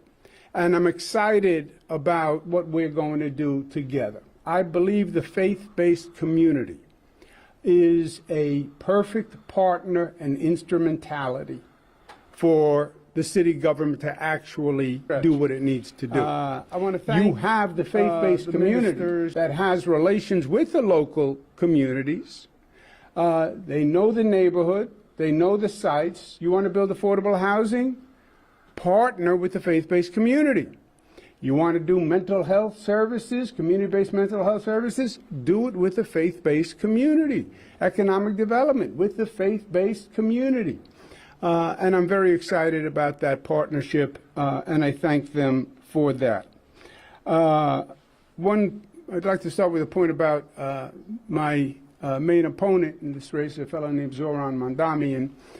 He is recently has changed tactics. Now, when you get down to the close of a campaign, it's not unusual to see people get desperate and start to attack when they get desperate. And that's what you see Zoran doing now. Now, remember, Zoran is an actor. Literally, he's an actor. Not just in the traditional sense. He's a real actor. He was a rapper. His mother is a noted film director. And the whole campaign has been theatrics. TikTok videos, slick productions. That's been the entire campaign. But now that New Yorkers are focusing, they understand that there is no there to the Zoran campaign. And that's why he is shifting tactics and he is getting ugly. Now, he claims that he is the victim of attacks because he is a Muslim. Nothing could be further of the truth. He is not a victim. He is the offender. This entire campaign, he has been dividing and attacking and offending different New York groups. He has been offending the Jewish community in a truly painful way. We're at a place in New York where you have Jewish people who are afraid to walk outside with a yarmulke. I was with a gentleman yesterday who said to me, I'm afraid to wear my Star of David. And Zoran has actually exacerbated that pain and fear. When he will not denounce globalize the Intifada. Globalize the Intifada means kill all Jewish people. That's what it means, as harsh as it sounds. Now imagine if somebody said, kill all Italian people, kill all black people. It'd be an uprising. But he won't denounce globalize the Intifada. He literally praised a group called the Holy Land Five, who are federally convicted funders of Hamas. Hamas is a terrorist organization. Hamas was behind October 7th. How offensive to the Jewish community that you would support funders of Hamas. He offended the Italian-American community. I happen to be Italian-American. I don't know if you can tell. He gave the Christopher Columbus statue the finger, literally. How offensive. He offended the black community, called the first black president, Barack Obama, evil and a liar. Who uses those terms? He offended the Sunni Muslim community because he proposes decriminalizing prostitution, which is haram in the Quran. No, it just goes on and on. He's offended group after group after group. He offended the LGBTQ community. You stand smiling with a person who proposed a bill that would kill people who were gay? Literally, kill people who are gay, who are just because they're gay, and he's standing smiling. That's what he did with the LGBTQ community. So he has been offensive across the board. And probably, from my opinion, the most widespread attack on New Yorkers is when he refuses to denounce Hassan Piker. Who is Hassan Piker? Hassan Piker said America deserved 9/11. America deserved 9/11. How many thousands of New Yorkers had died in 9/11? And still dying because of 9/11 illnesses. And he will not denounce Hassan Piker? You offend 9/11 families, you offend every New Yorker. Because 9/11 was an attack on all New Yorkers, and it traumatized all New Yorkers. So no, he's not the victim. He is the offender. And he has done a great deal of damage. Now, is it unusual to see people playing politics by trying to divide? No. Unfortunately, no. It's a tactic we've seen here in New York before. They try to take our diversity and use it against us. And they try to pit New Yorkers against other New Yorkers. They try to do it racially. They try to do it religiously. They try to use sexual orientation. Well, don't vote for him. He's straight. He's LGBTQ. Don't vote for her. She's black. She's Latina. We've dealt with this always. It's the oldest, ugliest, dirtiest political trick. But we're New Yorkers. And we get it. We get it. We've seen the act before, Zoran. You're not that good an actor. It's kind of obvious what you're doing. And we're going to see, we see through it. It's also repugnant to New Yorkers. Because New Yorkers, we celebrate our diversity. And we celebrate our differences. And we defend one another. You attack any of us, you attack all of us. That's right. And that's how we operate. We come together. We tolerate no discrimination of anyone on any basis. And that's the magic and the beauty of New York. That's who we are. So these attacks are not going to work. Matthew 5:9, blessed are the peacemakers, because they will be called the children of God. And New Yorkers celebrate peacemakers. And New Yorkers need a mayor who is a peacemaker and not a divider. Last point. Well, why this sudden shift in tactics? I'll tell you why. Because he was on the debate stage the other day. It wasn't a TikTok video. It wasn't a tweet. It wasn't a production that his mother did for him. He was on the debate stage. And it was just him. And you know what New Yorkers saw on that debate stage? There's no there there. There's no there there. When you take away the film and you take away the social media, there's no there there. He has no plan that would do anything to help this city. No plan. And he has no experience to implement the plan, even if he had a plan. Affordability is the main issue. What's his plan on affordability? Freeze the rent. No, that's not a plan. That's a slogan for social media. What does that mean, freeze the rent? And that's what he had to explain at the debate stage. And when he had to explain it, there's nothing there. Freeze the rent. Oh, you're going to freeze the rent for all New Yorkers? Oh, no, no, no. Only for a small portion. Only for about 25% of the housing units that are rent stabilized. Oh, so it's only 25. How about the 75? Oh, no plan for them. Oh, is this a new idea? No, it's a Bill de Blasio rehash idea, which was an abysmal failure.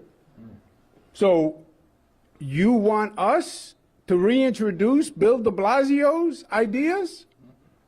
The worst mayor in modern political history? And we're going to go back there to Bill de Blasio? No, no, no. We're not doing that. We're not doing that. And we know that it actually hurt affordable housing. It reduced the number of affordable housing units. There's no there on any of this. He's going to help people with food insecurity. How? He's going to open one grocery store in each county. Who's going to run it? Government is going to run it. Oh, that's a great plan. One government-run grocery store in every borough. That's how we're going to help people who have food insecurity. We have 16,000 grocery stores in New York. He's going to open 5 grocery stores. That's going to be the difference. And they're going to be run by government. That's just what we need. We have a city government that can't fill a pothole, but now they're going to run the produce department. They're going to tell you when the cantaloupe is ripe. Makes no sense whatsoever. None of it makes any sense. There is no plan. And Zoran, what experience do you have for the job, right? You're going to hire someone. What's the first question you ask when you hire someone? I don't care what the job is. What's the first question?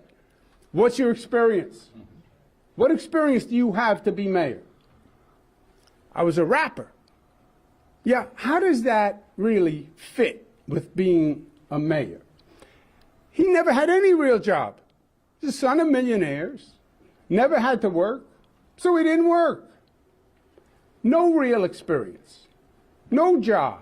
How many people have you managed? New York City's 300,000 employees. How many people have you managed? 5. How many emergencies have you been involved in? How many natural disasters have you participated in? How many police emergencies have you participated in? What happens if there's a terrorist attack? Do you have any experience in any of this? No. No experience. He says the mayor's job is to be a messenger. What? The mayor's job is not to be a messenger. Nobody needs a messenger as mayor. The mayor is a manager who needs to be able to lead and bring people together and handle a crisis and build affordable housing and get jobs coming back to New York. That's what the mayor is supposed to do. That's what I know. I know how to build affordable housing. I can resolve this affordability crisis.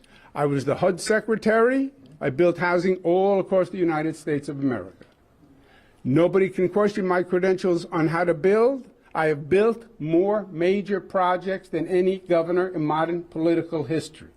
Airports, bridges, train stations. I know how to build. Economic development, giving companies confidence.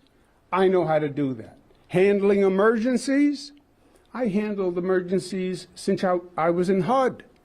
Literally emergencies all across the country. Hurricanes in Florida, earthquakes in Los Angeles. I went to other countries helping them with their emergency reconstruction. And then I went through it in New York for 11 years. So he has no plan. He has no experience. That was obvious on the debate stage. He's panicked. He's desperate. And now he's going to change his act, play victim. You're the offender. You have offended the Jewish community, the Italian American community, the black community, the Sunni Muslim community, the LGBTQ community. You have offended New Yorkers across the board. And we don't like it. We don't accept it. And it's going to have the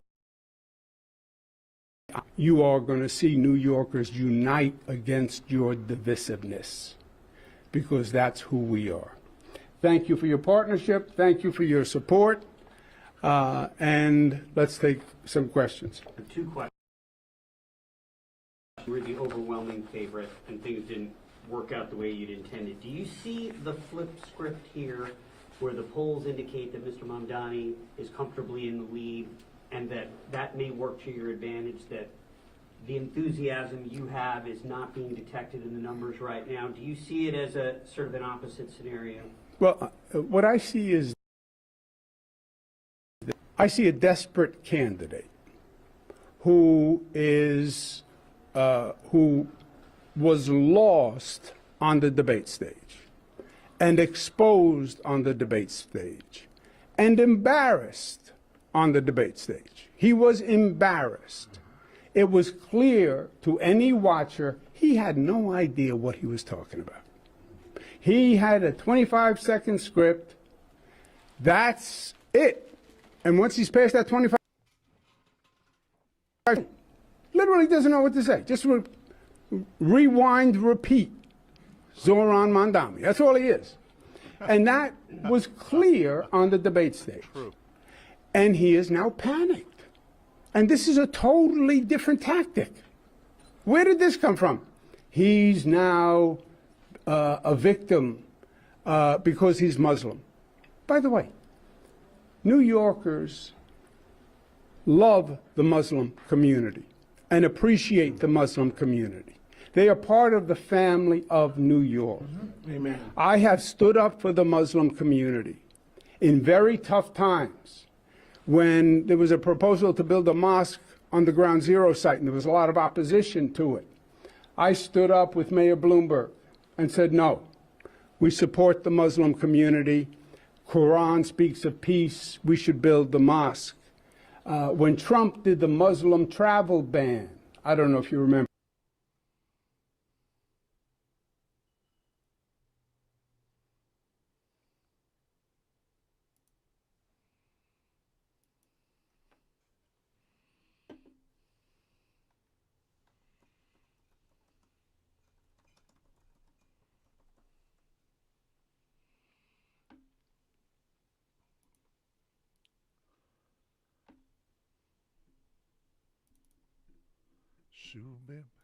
Exposed as a fraud.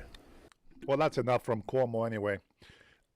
I know the feed came back, but that's enough out of him. I will say Sliwa, I think that's his name, or Siwa, however you pronounce his name.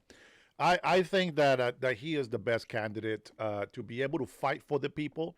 He might not be the best spoken person, but I believe that he actually has the right heart to do the job right.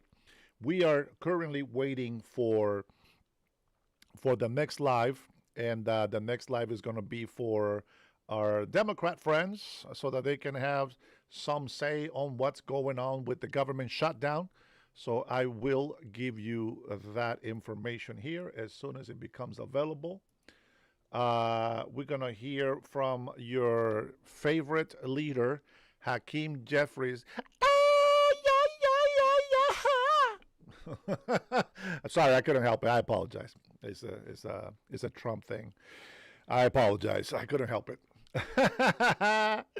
But yes, we are waiting for him to come on, and we are also going to sit here and we're going to pay attention to that as well. Guys, I want to say thank you so much while we wait. Thank you so much for the likes, for subscribing. You guys have been amazing. We appreciate that support. We are gathering a bunch of warriors for the truth.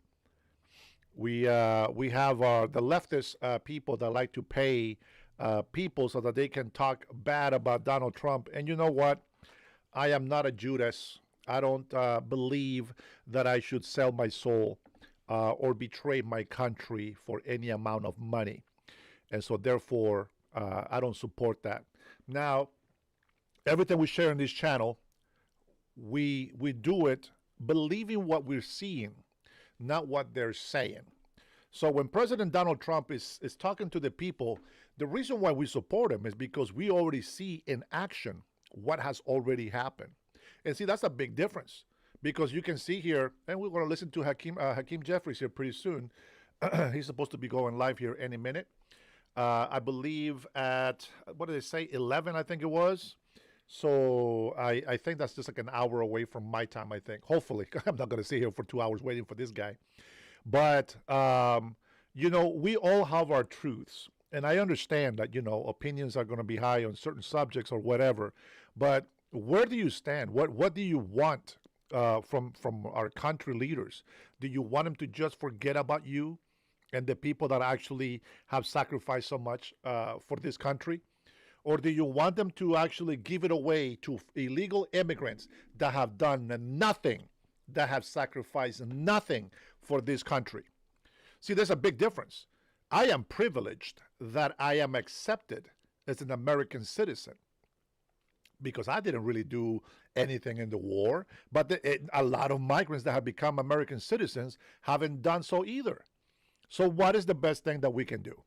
The best thing that we can do is support the United States of America today, because we're not going to be able to go back in time and change things. We can only move forward. And that's why we cannot think of the past. See, there's some things that we can learn from the past, but doesn't mean that we get to repeat them. If they are good, why not? But if they are bad and they have proven to have been a failure to our country, then why should we go back in the past? Like, for example, a lot of you guys don't understand that tariffs being put so that the government can run its business, whether they are ERS or IRS. To me, it doesn't matter. If we can get away from paying federal taxes, I'm a happy camper. And I'm going to tell you, there is a lot of employees out there that work their butts off. And I'm going to say specifically Boeing employees. These people are monsters. They are just hard-working machines. I have known guys that have worked, I kid you not, 6 months straight with 12 to 16-hour days, 7 days a week. A lot of money was made, but the more money you make, the more federal taxes are taken from you. Now, if you are okay with that, by all means, keep doing it. But I can tell you, no tax on overtime. That is very insignificant. Now, I'm still excited about it because you do get it, you do get some, you know what I'm saying? You get some money in there. If you're an employee that works for a company, I am a monster. The good monster, though, not the bad ones. If you work for, like, let's say, for example, I think Boeing does this, I think. If you work your 40 hours in Washington, that's your full time. Any hour after that, you get paid time and a half, meaning you get your regular pay per hour plus half of the pay extra. I believe the no tax on overtime is the half extra that you work. Now, with that being said, some companies, if you you see rocks. Come on. I'm trying to concentrate here. Oh, man. Come on, Cynthia. Come on. Stop making me laugh. I'm trying to concentrate here. We can't wait. Dalabama is going to be on very soon. Don't worry, guys. We'll give you guys a treat. Let me concentrate, man. Stop mentioning dumb things. You'll see.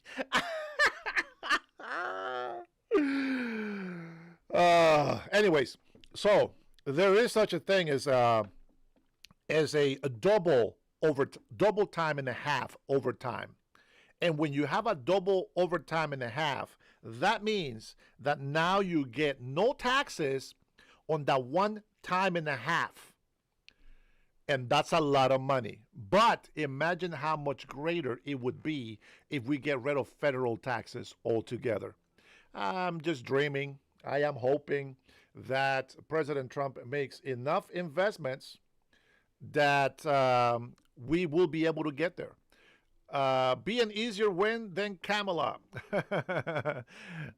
Man, that's, I don't know, guys. Listen, I think I see through AOC. Let me tell you that right now. I see right through her. She doesn't fool me. She doesn't fool me at all. And it is sad that a lot of people actually do get fooled. But you guys should think for yourselves. You shouldn't let anybody tell you this is true and then do no research.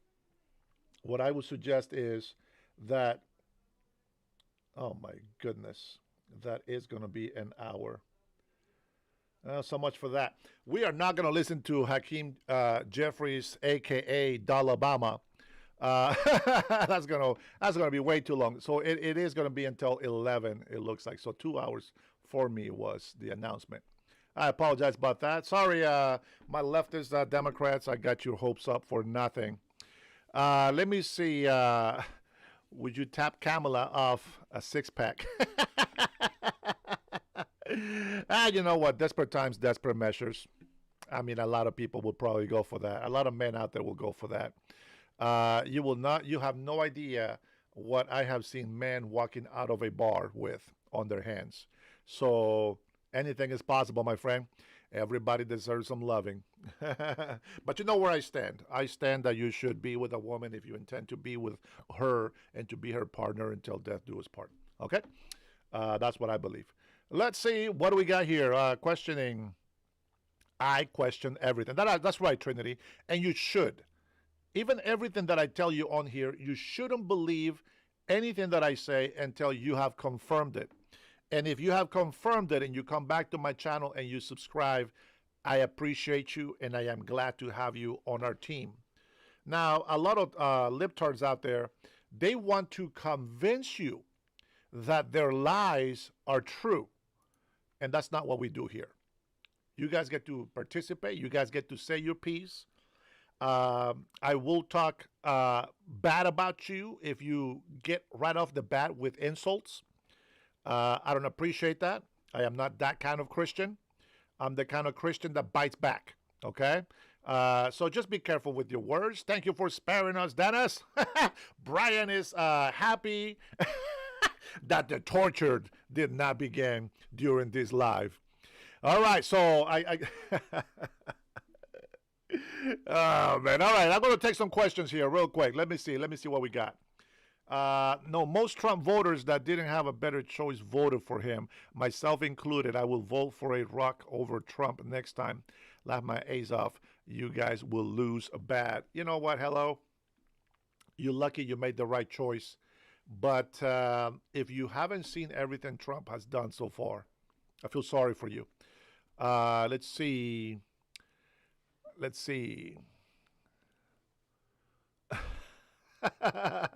Malo. I'm not even gonna read that, bro.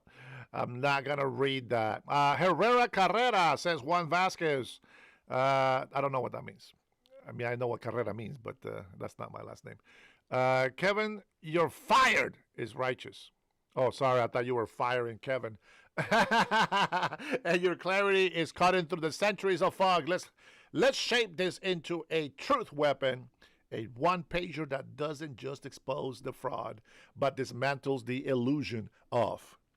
Roger says, prove your words. Jesus is God.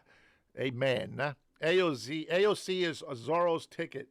Man, I'm telling you, you know what? AOC should go back to bartending. Now, if you're a bartender, there's nothing wrong with that. I think you're very charismatic. I think you do a great job. And, you know, hey, continue doing what you're doing. But I think AOC probably had enough drunk people come into the bar telling her how smart and witty she was and that she should run for Congress. Well, unfortunately, there is a lot of retards in her state and her city.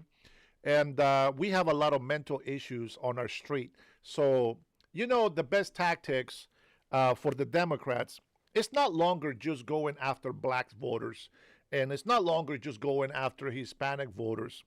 I mean, to them, there is no difference. To them, if you're black, Hispanic, or poor, or a retard, you mean the same to them. All they want is your vote.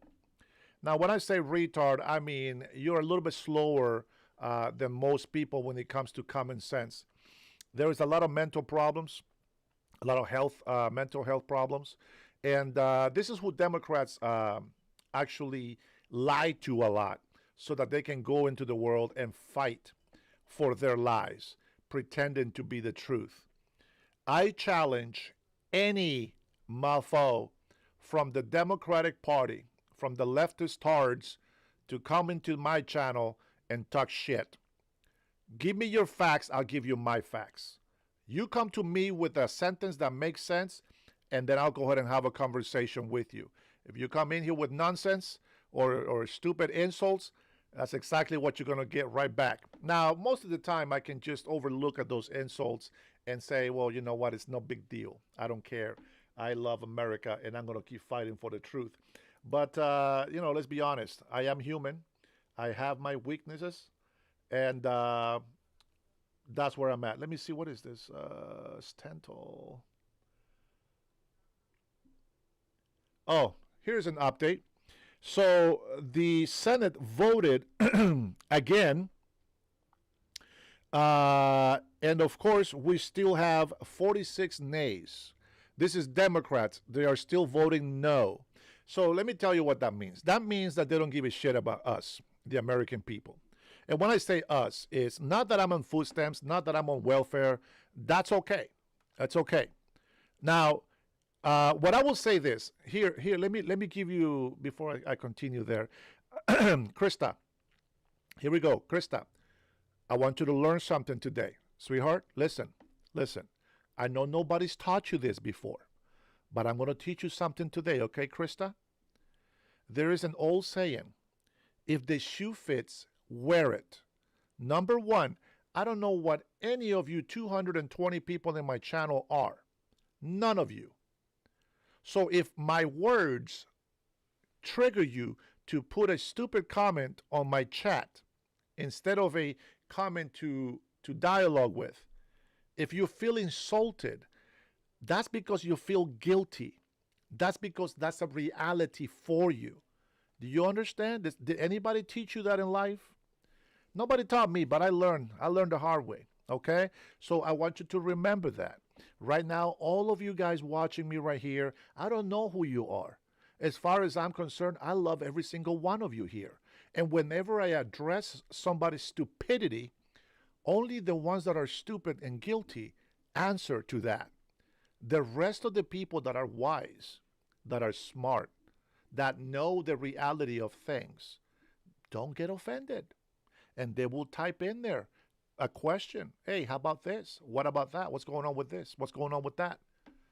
So I hope, Krista, that you learned a lesson today. And for anybody else out there that gets offended and starts feeling like we're saying some insults and this and that, don't call me sweetheart. Sweetheart, calm down. No need to be offended. Sweetheart. Oh, wait. Sweetheart. You like that one better? We can do that. You aren't dialogue. Listen to yourself. The dialogue is this: when I give you a chance to talk back to me, that's dialogue. See, as long as you come into my channel, you gotta wait until I give you the go to speak. Does that make sense? The only way that you control me is by putting a super chat. Now, 99 cents is nothing, and I'm not begging you for money, but what I'm teaching you is a lesson on appreciate your freedom. Don't be irresponsible or act stupid and childish. Don't be a sweetheart, okay? Be a sweetheart. So if you don't like that, I think that you might be one of those Karens on those very famous videos out there, just throwing a fit because somebody's using their freedom of speech. Just saying.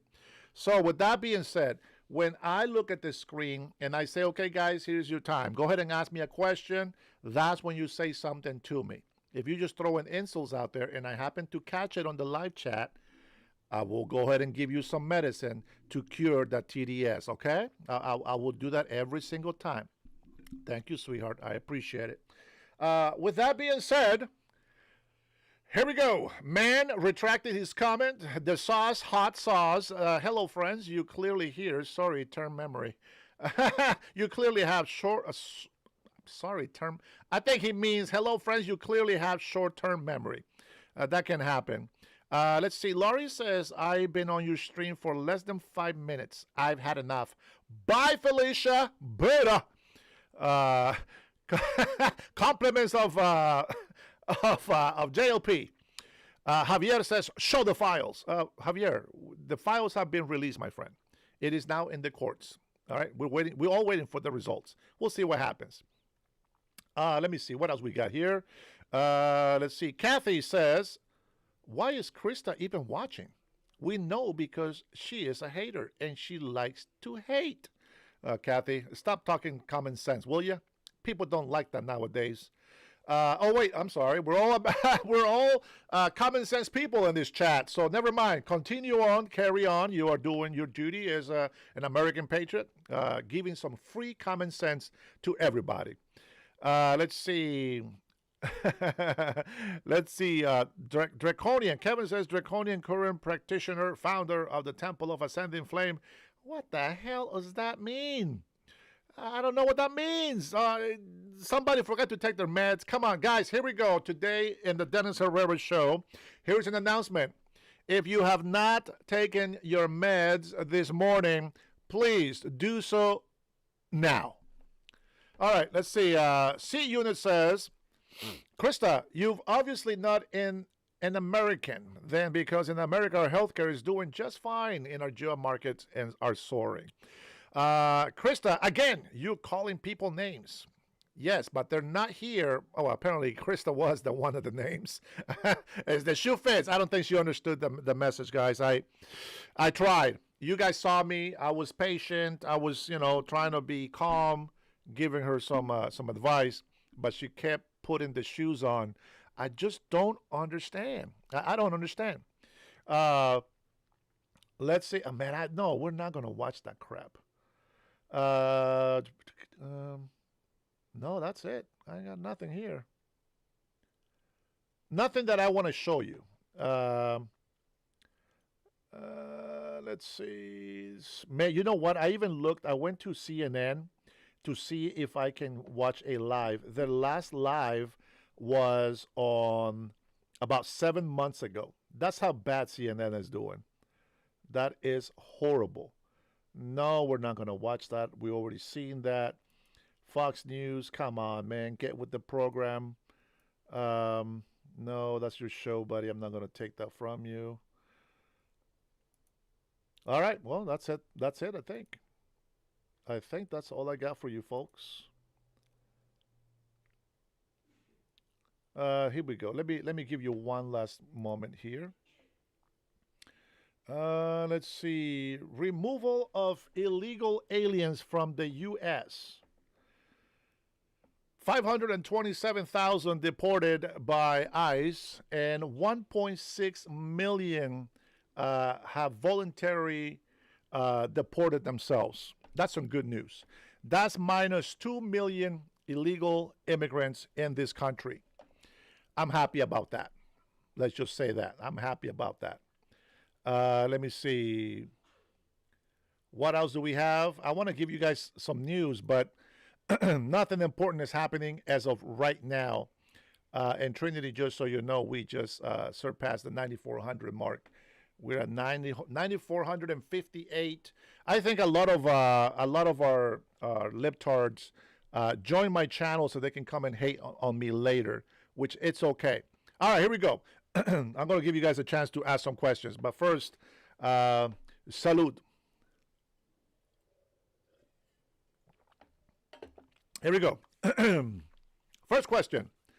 Kathy Horace, I wonder if they're getting paid to come on the podcast like they are paid to protest. I'm sure some of them are. Let's see. Juan Vasquez says, Dennis, what do you think about Candace Owens, or what Candace Owens is doing? Now, I haven't watched. Thank you for the question, Juan. I haven't watched Candace Owens lately, but I think that she's off the rails. I think that she's lost it. I don't trust anything she says anymore. I don't know if her becoming very popular has twisted her brain, but she no longer talks as that conservative, telling the truth thinker. You know, she has gone now to be a chaotician. You know, she comes up with theories now. You know, she thinks she's investigating the truth, but in reality, she is just falling into her own web of lies. And I will say this. If I was to do what she's doing, I just wouldn't be pointing names like I know, like I'm God and I know everything. You know, the way that she accused Israel, and, Carlson Tucker, I get it. You know, he's a little special character guy. He's not an idiot. He's very smart, but he is easily manipulated by other people. You know, if he interviews Netanyahu, Netanyahu will tell him what he says and what he's doing, and he's transparent about it. He brings President Trump. President Trump is transparent about it. And then he will go and talk to other people, and he goes and says, well, his friends have said this. That's hearsay. That's nothing. That's not proof. That's not a fact. That's somebody else that probably is backstabbing the guy. Take it from a guy that's been backstabbed multiple times by their own supposed friends. We are nobody's fool, okay? And this is why I talk the way that I talk. It is nothing to do against, what they're doing. It has everything to do with what they are actually doing, which is just promoting lies. You can't promote just theories. You got to tell the truth. So I don't trust Candace Owens. I think she's very wrong. And because of her assertiveness that the lie is true, I can no longer take her seriously. The things that she has said about Charlie Kirk, trying to take credit for this. Oh, I had a good relation. Shut the hell up. I get it. They were friends at some point. Everybody that I have worked with, we have had company parties. We have celebrated. We have danced. But these are the same people that backstab me, and I'm okay with that because I know the truth. You know what? I am all about having a good time. I am all about getting along with people. But when it comes time for me to tell you how I feel about it, you will know about it. And so I do not like Candace Owens, period. Let me see. Anybody else that has a question? I appreciate that question, brother. Finally, somebody actually asked a question. All right. Now, I'm at the bottom of this. Let me see. Where are you? I see your face. Thank you, Juan. No problem, man. Thanks for asking. All right, let's see. I do too. Candace is compromised somehow, and one of her theories is proven wrong already. She doesn't address it and moves on to the next one. Of course, it's easier to just point the finger and walk away, saying the last word. I understand that. I do that sometimes. I hate not being able to say the last word. Unless I made my point and I'm done. There's no reason to keep arguing. Let me see. What else do you have? Oh, my God. Do your research, says Mike Robinson. None of what you say is a fact, says Michael Kolek. Thank you, Michael. Show me what is a fact. Let's see. Kevin says, blindly accept these claims. Resistance become harder. Challenging the narrative, questioning their motives, and exposing contradictions weakens their ability to push it forward. The thing is this, my friend. When you decide to go and run your mouth on theories, you put yourself in that position and you dig yourself into that hole. Not just giving you my opinion on what I think about her. Do I think she's stupid? Absolutely not.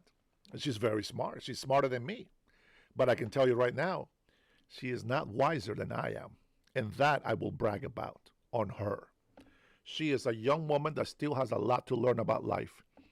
I think maybe, who knows, maybe she has gotten into politics and all these theories way too soon before her time of maturity.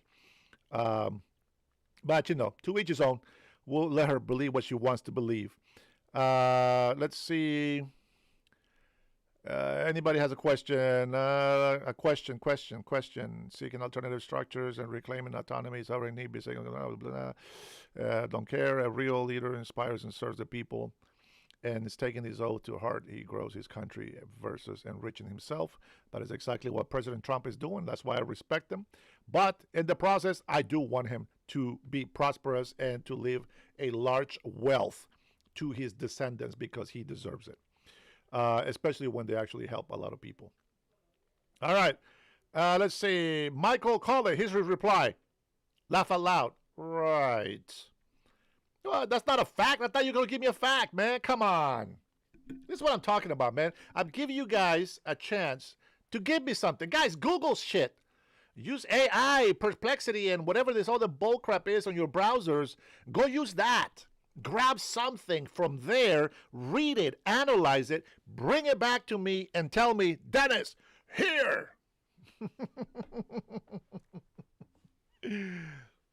Listen, with AI technology, I don't trust just any video. Now, I question stuff, but I don't make accusations or label people, specifically Netanyahu. I can say, I don't believe that, that the Charlie Kirk assassination was conducted the right way. I feel that the crime scene was not secured. There's too much, shakiness memory cards, videos being manipulated. This whole thing about, oh, we're blurring this to hide them. Shut the hell up. Every time you're blurring something like that, listen, if you're going to be putting videos out there like that, okay, you're trying to get your little minutes of fame. I get it. You know what? A lot of people got hundreds of thousands of views by putting Charlie Kirk's this, Charlie Kirk's that. I don't do that. I don't do that. Most of my videos are actually titled Dennis Herrera is alive. I mean, is live and alive. Thank goodness. But that's just where I'm at.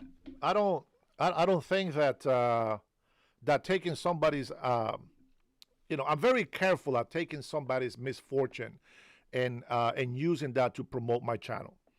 I like to promote my channel is to be someone that is a humble man, just a simple guy. I get sick and tired of people telling me to keep my opinions to myself. Don't talk about religion. Don't talk about politics. Don't talk. Shut up. Don't tell me what to do. I'm going to do what I feel I need to do. And so that's why I take matters into my own hands. And then, henceforth, here's my YouTube channel. Whether you like it or not is irrelevant. But I do think that a lot of people come into my channel with common sense.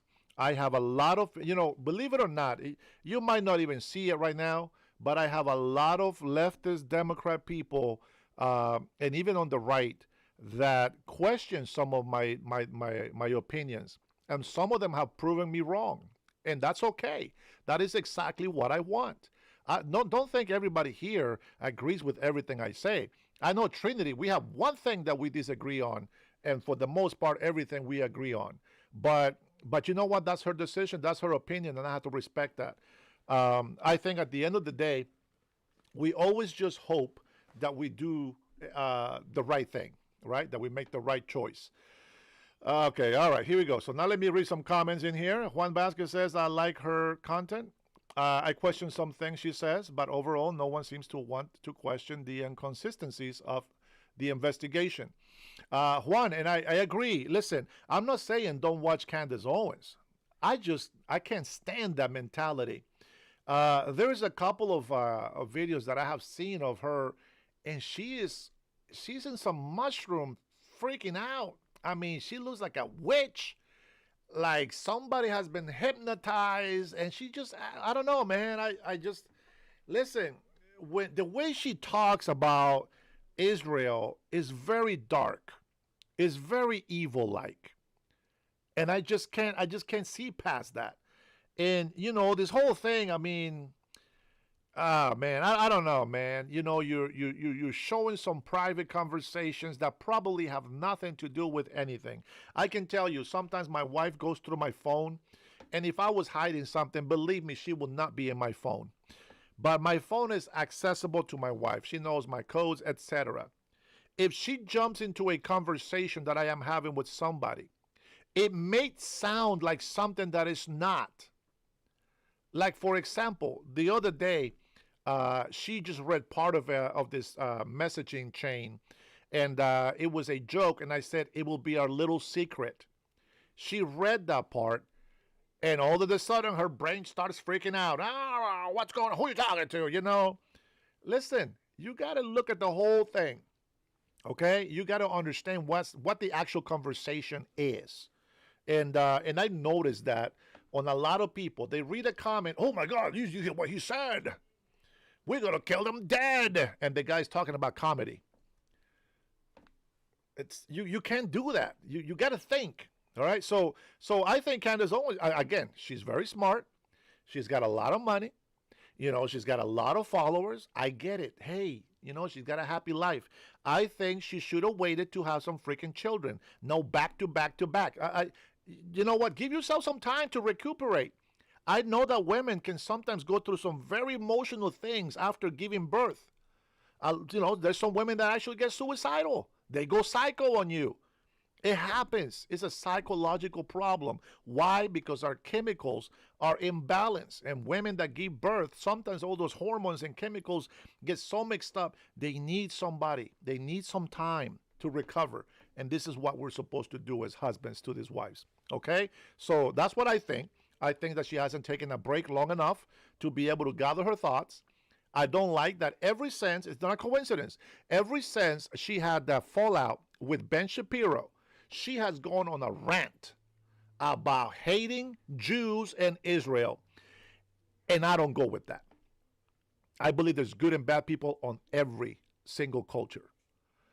But we go for the truth and we stand for what's good, not for what's evil. And what she has done, accusing people like she has, no doubt that Macron's wife has a penis. She went all out on that.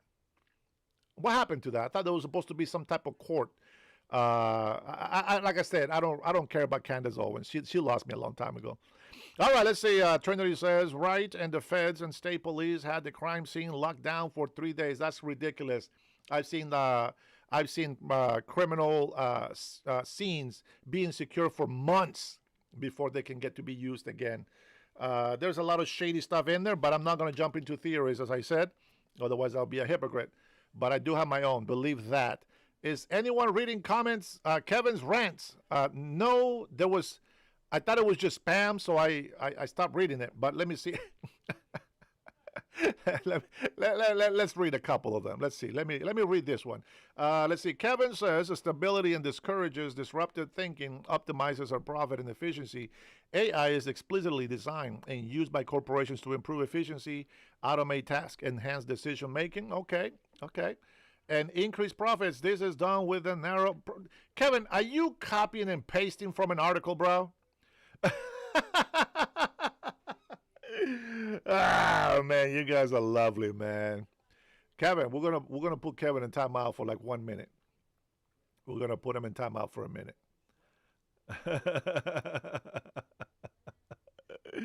Oh man, this guy. Come on, man. Get with the program, will you? All right, let me refresh this chat in here. Smart Doc comes here with the cactus pig. Nopal pig is what I see on there. That's what I translate, guys. Damn. There goes, man, Trinity ain't playing. Bye, Felicia. Kevin, you just became a beta for copying and pasting. Oh, man, I think I'm running into my noon live. I need to go and get some exercise done, guys. I will be back on later. I guess I don't really have a time for this show anymore. It's just random lives whenever the time calls for it. We didn't really touch about those tariffs. Everybody ignored that. Nobody kept talking about their EBT fraud, etc. Bye, smart dog. I don't think you were that smart. Guys, thank you so much for your support. I love it that you guys are here supporting and giving me your ideas. We'll take one last comment. Here we go. Melody Serena says, hey, Dennis, bust out your Bible. Do not spread false reports and do not help a guilty person by being a malicious witness. I have no idea who the hell she's talking about.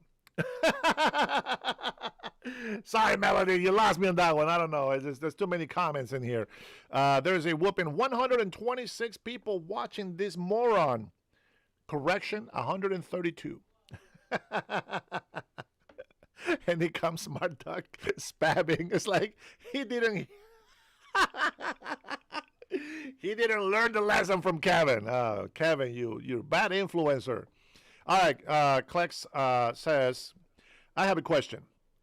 How are you justifying selling presidential pardons? Why pardon Chang Peng Chao or George Santos? I don't know who they are, to be honest. So I'm not sure why or if I would. What I will tell you is this, my man. This is what I would tell you, okay? You guys supported Biden. You guys still till this day, you still support Democrats, okay? So let's just get one thing straight. If you support Democrats, you support the digital pen, all right? You support the pardons for January 6th committee, all the police, everybody that had anything to do with January 6th. Even though they weren't convicted, you get a pardon when you're convicted of something, right? You get a second chance to life, so to speak. Democrats or the digital pen was hard at work pardoning all these people, and you guys still defend them. So let me getting that out of the way, Now I'm going to say this, and President Donald Trump has said this. I was told by many people that this person should be pardoned. Sometimes that's how it works. Now, if he pardoned Diddy, bro, I'd be going off on that myself. And I would just be like, no, Mr. President, please, you don't know who that guy is. And I can tell you right now, Junior is not going to stand by it. I don't think any of the Trump family is going to tell President Trump to go ahead and pardon Diddy.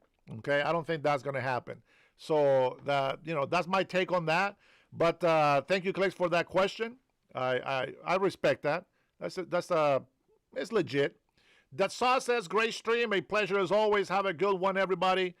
We'll see you guys later. Trinity, thank you so much for your support as always, sis. I still owe you the FaceTime coffee so that we can talk a little bit more. We'll find some time for that, okay? Be patient with that. Just texting and, listening to your voice is good enough. You are very smart and very wise lady, so I appreciate you being on my team. And thanks to all my subscribers as well. Let me take some time. Let me do a little bit of homework here, and I'm going to go, let me see, where are my subscribers? Where's my members? Members. Let me give you a little shout out before we go here. I want to see all of them. Because I have a small amount of members in my channel, I am allowed or able to give shout outs. We have 23 members in our channel. 22. I think one of them don't count, but I want to say number one is Berniel. Berniel is an awesome supporter. He is almost a sponsor-like member of my channel. So thank you so much, Berniel. Big shout out for you, my friend. I appreciate you. That hot sauce though, I call him hot sauce. I don't know why. But the hot sauce is also become a member of our channel. We thank you for that. World War II is also in there. Colin McIntyre, he pops in once in a while, most likely in the afternoons. He's a student, so he has a lot of work to do. The 420 Network also pops in here once in a while. Thank you. Big shout out to you guys. Alexi, Renee Baker, Cheryl, Raymond Mayburn, Drewby, Adam L. ¿Qué pasa, güey? This is a guy that always comes in. That's his salutation to me, and I love it. And then we also have Trumper 2025, of course, my man. I appreciate you. Junior Baskets, our Puerto Rican veteran. See, Miguel Salinas. I don't forget some of these people because they come into my chat a lot. So I appreciate you. Big shout out to Big Will from Sell Your Light podcast. Big black brother over there spitting facts and the truth. Very hard. Very, very hard. If you think I'm hard, go visit Sell Your Light podcast and see how long you can stay there. If you can stay there for at least 5 minutes, my hat's off to you, my friend. That guy is tough. You think I'm tough and rough over here? I am nothing. This guy, he is out there. He's next level truth teller guy. And he doesn't hold his tongue like I do. He is free. Ozzy Crosby, our favorite, one of our favorite members because we see him supporting other conservatives and truth seekers out there. Our very loved one, Omar, of course. Rush Babe will not be left behind. We love Rush Babe as well. And, of course, I know, guys, you're not supposed to have favorites, but my favorite is Trinity because she has a good heart, very supporting, very loving, and has a lot of facts to spit out. What a great sister. Thank you so much. I don't have enough things to say about you, sis. You really are great. I really mean it. And I love you very much for that. You have won my heart. Brian Reedy is in the house. Did you get your shout out, Brian? Oh, wait, did I skip Brian? Oh, Brian's here. I'm glad you're here, man. I remember. So we got 23 subscribers. The goal is to have at least 100 subscribers. That will be great. If ever we have at least 1,000 subscribers, then we're doing pretty good. And I'm talking about members. I'm sorry, members. Subscribers, we got thousands, but members, the goal is 100, and then we will move up from there. The next goal will be 500, and then maybe 1,000. I will try to give you guys more lives so that we can go ahead and listen to and talk about and give our opinions to try to understand what the hell is going on with these lives that are being given to us. And then, of course, that way we have witnesses that we are in a group of people that are witnesses that there was a discussion that was made about a certain life, and these are the facts that we have gathered from those specific lives. Now, before I go, I'm going to say that my opinions on everything that I say about President Donald Trump, it has been for a lot of reasons, but one of them is he promised us that he would do a lot of things, and he has fulfilled that promise. He continues to fulfill that promise, and we see the facts. We see the fruits of the labor that is being placed in front of us. We see what's going on around the world. We see how our Americans are being placed last by Democrat politicians. The shutdown right now for the government. They don't care that millions of Americans are not going to have food on their table. This is how hypocritical they are. And I hope that you understand to catch the truth. Because right now, they keep telling us, oh, President Trump evil. He's a bigot. He's a Nazi. He's a racist. He's all of these things, right? But he's the only one working for free. He's the only one going around the world nonstop. He's the only machine that is actually working. Every single day, it seems 24/7. The news reporters can't keep up with them. CNN has given up reporting on them. They don't do lives anymore. These guys are done. President Trump has outdone everybody in the office, and everybody that tries to keep up with them will tell you they don't know how he does it. But the man is a machine. And the reason for that, I believe, is because God gives him strength, and he's given him the wisdom, and he gives him what to do next. And you know what? He is a very smart man, and I support him, not just because of the BS that everybody keeps talking about anywhere in the world, but because we see what he's going through. We see what the Democrats are doing right now. And if you don't see that, you are a blind person. Millions of Americans, they say, are going to be kicked off of health care. Oh, my God. Illegal immigrants is what they're talking about. But right now, real Americans, millions of real American citizens are going to lose their benefits and are not getting paid. Millions of service people, federal employees are not getting paid because the Democrats want to hold them ransom so that President Trump and the Republicans will bend the knee to them, since they really believe that they are kings, which is why they tell us and you that President Trump is a king, is because they don't want you to look at them for who they are. They'd rather make a distraction with President Trump, blame him for everything, so that you don't pay attention to what they're doing. That is a distraction. And if you don't see that, I feel sorry for you. But if you want to have more of this conversation, we'll do that later. I am going to go hit the gym. I need to go exercise a little bit. I need to go stretch. My muscles are aching, getting old. I need to get some protein, something for this muscle to recover. And I need to go spend time with a lot of old folks in the sauna. Guys, if you have been standing here for so long with me, I want to say thank you so much. I appreciate your likes and your subscribing. I know there's 150 people in here. My heart is for you. But I have to take a break, and I will see you later today. All right, man. We'll see you, brother. God bless you. God bless every single one of you guys in this chat, even those that hate me. My love goes to all of you. All right? You all be safe.